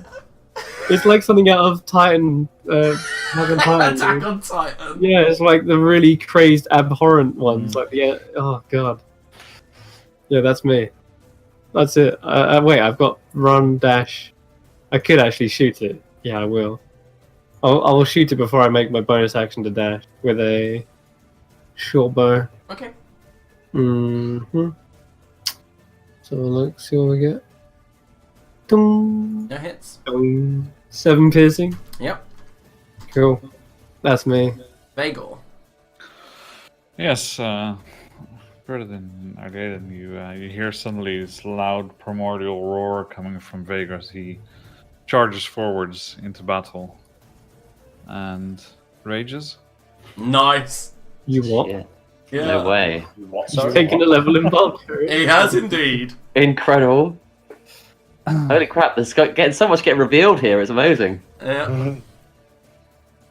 Yeah, And just it goes to roar. attack. Go ahead. Are you making reckless attacks? Or is that level? Oh! Oh, I will make it vulnerable. Nice. Is this the hill giant or the stone giant? This is the stone giant. Yeah. It's the stone giant. Yeah. Yeah. So yeah, as you move forward, Gungnir glows. You make his skin exceptionally vulnerable to piercing damage and shove straight into his stomach. So how much damage was that? Well, that's. Why does it come up with +0 damage on the rage challenge on the crit? Yeah, a rage doesn't. It shouldn't add crit damage. That's actually correct. Okay. That's 42 damage on that attack. Oh! And you get your void effect, don't you? Yes. Yeah. So you get critical strike when you're attuned to Gungnir and critical strike Gungnir. You may use your action to immediately shift through void and teleport. Yep. Yeah, and I'll choose to end up over there. And you get +5 to your AC. Mm-hmm. Nice. And then I'll attack again. Okay. Yes. Wow. Oh! It's fucking hell, man. At least you didn't crit though, did you? No, I didn't have advantage in this one. Okay, and you cut through its ankle, Yes. and it falls to its knee. You leap up, shove into its spine, and it just goes limp as you push it to the ground. It goes what? Limp. Limp. Limp. Okay, so And that's me done. the giant, seeing you run away, Tumble, goes, "Oh, Fiddle Booger, watcha, oh." What's he saying? You say, "Oh no, the tiny meaty elephant is getting away. He looked like a delicious morsel of grey meat," and he just charges straight at you. The fuck? You moved 50 feet? This is not how physics works. No, you moved 55 feet. No, I didn't. I moved 40 feet. 40. You were just outside of his range. Yeah. Classic. No, I moved 25 feet around and I was that distance away. So he's moved 50 again. Yeah. Sister. Classic karting techniques. Fucking fast for a fat fuck like that. By the time he catches me, he'll probably be thin. Then we can take him. Oh, I love you. That's so good. Sweet. Let's go. 2, 3, 5. Let's go, you fat bastard. Let's break out for the first time a little bit of loving boulder bane damage. Oh my Wow, god, fuck me, that's I've piss lost poor. vision of what's happening, so it literally is me just running off. Yeah! Okay, so Sister Bernadine, you rush forward, bring out the arrow in the large form, smack into its chest, and it just goes, I'll work out. What? Okay. Aye, but what about that? As I bash him across the head with my spiritual weapon. Clonk. Pop up the spiritual weapon, come front of theirs. Dung. That, my friend, is a hit. Nice. 5 force damage to the side of the head. Anything else? No, that's me done. Okay, so the hill giant takes its great club. Oh, smash the tiny dwarf. Hey, I'm not that tiny anymore. Did it hit? Oh! Fucking bastard. Oh! You take a total of, as it goes, crook, and it goes, whack-a-mole, bang, and hits you for 25 plus 17, so for 42 bludgeoning damage. Fuck me, that's just a Oh, fuck. mate. Yep, they hit hard. That is like a truck. Ollie Aiden. Oh, Sister, you're sorry. so tall now. That giant that chased Tumble takes 10 damage. Got it. Oh yeah. Yeah, it's like, Doesn't even care. Flapping away at you whilst he's covered in brambles. Where does this go? Okay. Okay, that doesn't cost any sorcery points, that one. Yeah, hang on, I'm just sending you the next thing. I will cast it at level 4 as well, though. Okay, so roll a hit, like roll a normal firebolt. Yeah. And then I'm going to make a strength saving throw on this poor thing. Although it's got high strength, so. Alright, pass. So, as you roll damage, Normal firebolt damage. yeah, just so you know, you should have, I think you should have actually got, you should have plus 12 to hit. So, yeah, you hit with the fire damage, but you feel like, as you throw the fire belt, if you'd been more successful, you would have tripped it up. Grim And times. so the fire wraps around its ankle and burns it. But yeah, you need to add your war mage to hit in. But I have added it, it just doesn't seem to be going through. I must Okay. have to refresh. Okay, Dolaf. Yeah, continue on the same one, chasing Tumble. We'll play the game of kiting. Okay. Is the bramble supposed to slow him by 10 foot, isn't it? Is it? Yeah, I just read it. Yeah, it does. Cool. Are they those to hit him, yeah? Okay. They are. Okay, so the first one sinks into its flesh. Alright. Anything else? No. Tumble. This thing is like, and it's just trying to grab you. Oh god. I love this thing. Okay, yeah, I'm gonna shoot it with an arrow as well. Okay. Ching! 16. 16 is a hit. Sweet. Take 9 piercing. It's nowhere Yeah. near as good It's as like the- limping slightly, and it goes, no, all you can eat gnome buffet. Yeah, come get it. You're so close. Come on, you can do it. 5, 10, 15, 20, 25, Suddenly 5, Pete. 10, 15, 20, 25. And make a left and see how good he is on his turning. Can you roll a perception check, please? Uh-oh. One Uh-oh. moment, let me... Nope. 9. No, well, you still might. They're shit. Yeah, just at that moment, you see one trying to sneak up on you from behind, and he goes, oh crap. Where is he? He's like directly below you. Oh, He's been rolling stealth for a while now. I've just been really good at it. Oh crap, he's right He's there. like, and he goes, oh shit, you see me, fuck. Uh-oh. He's hiding, he's basically nearly got full cover, but... Okay. Yeah. I nearly ran into him. Fuck. Yeah. Okay, well, that's my turn. I've just ran and dashed. Okay, so Vagor. Yes, well, I think this guy knows what's coming. Oh yeah, he does. Yeah. Your +5 AC ends. That's it. 14? Yeah, just barely, but yeah, it hits. Alright. Okay, you just stab one into the ankle, dance around, and stab it into its belly, and it's like, no fun. Didn't ask for piercing. Stop, please. Brother, can you take this one? Most likely. Very good. And I will put away my spear, like shoulder it, and start running. Okay. Do I have any idea of distance to where Tumble was?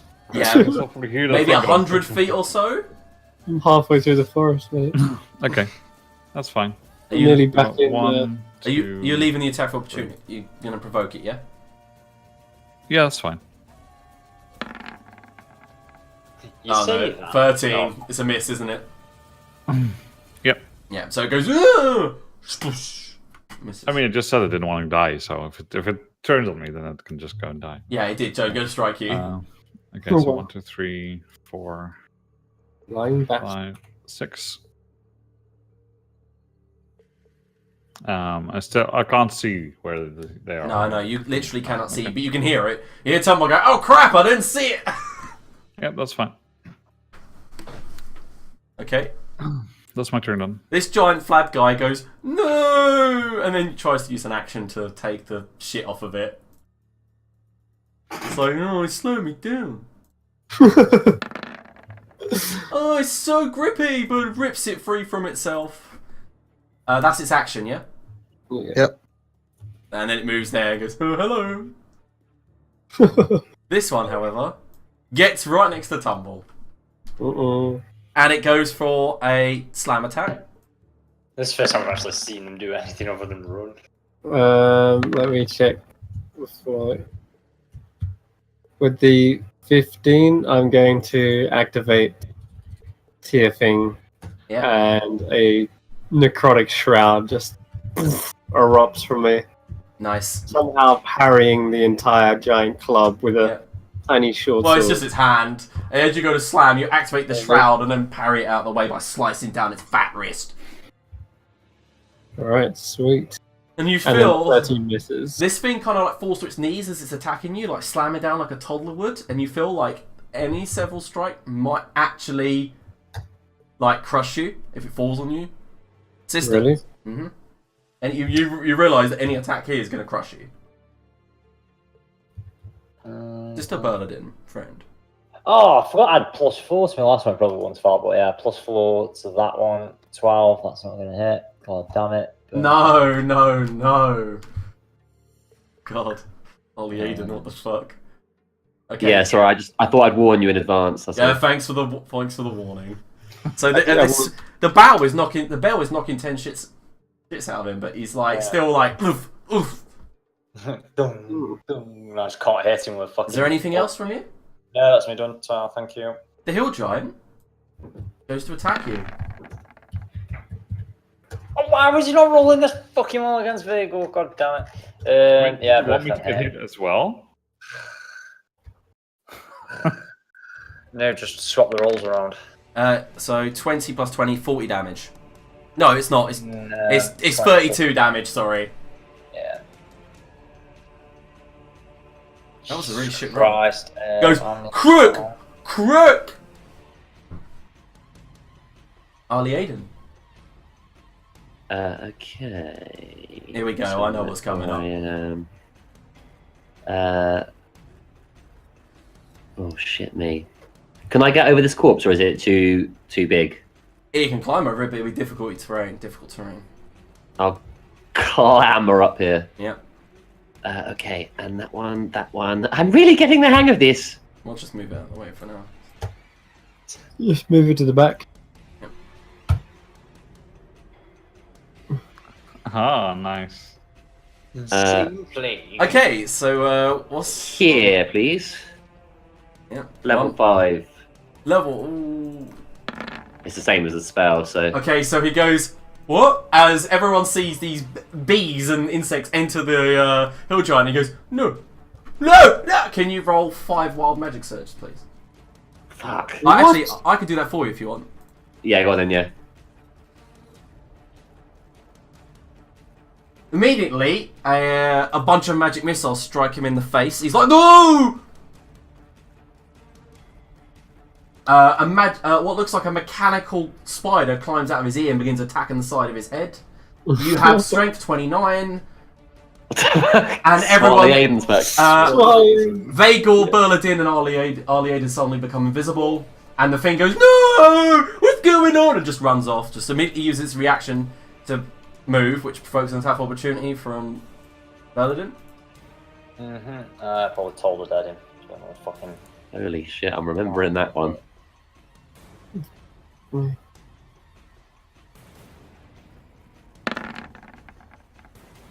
Yeah, I should probably have been doing that all fine. How much damage is that? 23? 23. Necrotic. And then it just goes, no, no, slumbers down into the ground, falls into the side of the cliff and goes, ah, ah, as this mechanical spider climbs out of its head, begins drilling down into its brain. You can all hear it. And blood and guts go everywhere.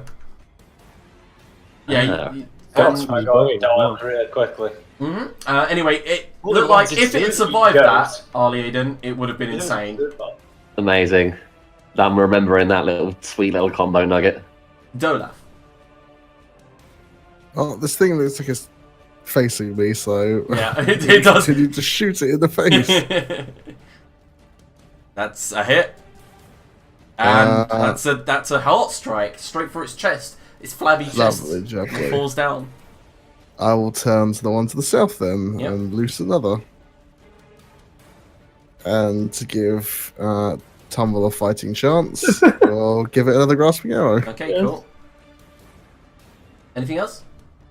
That is me, other than backing up a little bit. Okay, so Tumble. Tumble comes skidding to a halt as this thing is like just emerged from the trees. And he's like, ah! And like tries to regain momentum by like running on the dirt and then sprints the other way. Oh man, I've made a mistake, but never mind, I didn't know. It didn't matter 'cause it didn't get to attack you, I just read that it can't dash. But to be fair, it never hit you, never got near you, so it doesn't really matter. Okay, disengage as my bonus action. No, come back please, I want to be your friend. 5, 10, 15, 20, 25. Wondering if you can get to me from here. Should have really attacked him with my short sword first. Can I do that? Can I attack him first and then disengage? Yeah, sure. Alright, cool. Let's use Celestial Samar Brando. Summer Brando. Yep. Yep. 11 piercing, 8 radiant, so 19 damage total. And then I'll disengage. Yep. And that's my bonus action. I'll keep running. 5, 10, 15, 20, 25. No, just out of its range, you cheeky shit. Come back! There we go. Gotta keep cutting the flavors. Okay, Vago. Yes. So, we'll go Oh wait, 2, 3, 4, can't disengage. 5, And 6. what bad? And where have I heard flowers? I'm actually there. South. Okay, I will draw my sling and fire, shall I? Alright, roll disadvantage. But I'm invisible, right? Not anymore. Oh, you are! Fuck yeah, you are. Alright. Until the end of your next turn, so 23. that's a hit! Just go to sling something. So Tumble, you just see this thing go, come back! Clonk!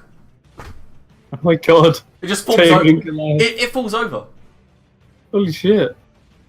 That's actually hear a thud in the distance. Yeah, you have. Even in Goliath touch. I think I'm just look at Vago. Triumph, but run south. Let's just look at Vago as a reaction, please, and be like, "The fuck." Okay, so combat's over. Panting, I walk over. Did you get them all? I think Proper it's done. wizard finish that was, just killing you off with a sling. I swear those guys shouldn't be able to run for the size they are. Ollie Eden, you've got a minute concentration on Bernardin. You can end the height whenever you want. Yeah, I'll break concentration. Okay. But before we continue, that is where I'm going to end today's session because it's gone on rather late, and we can start straight away next week with the looting, etc., etc. Sounds good. Good day. Lovely, lovely.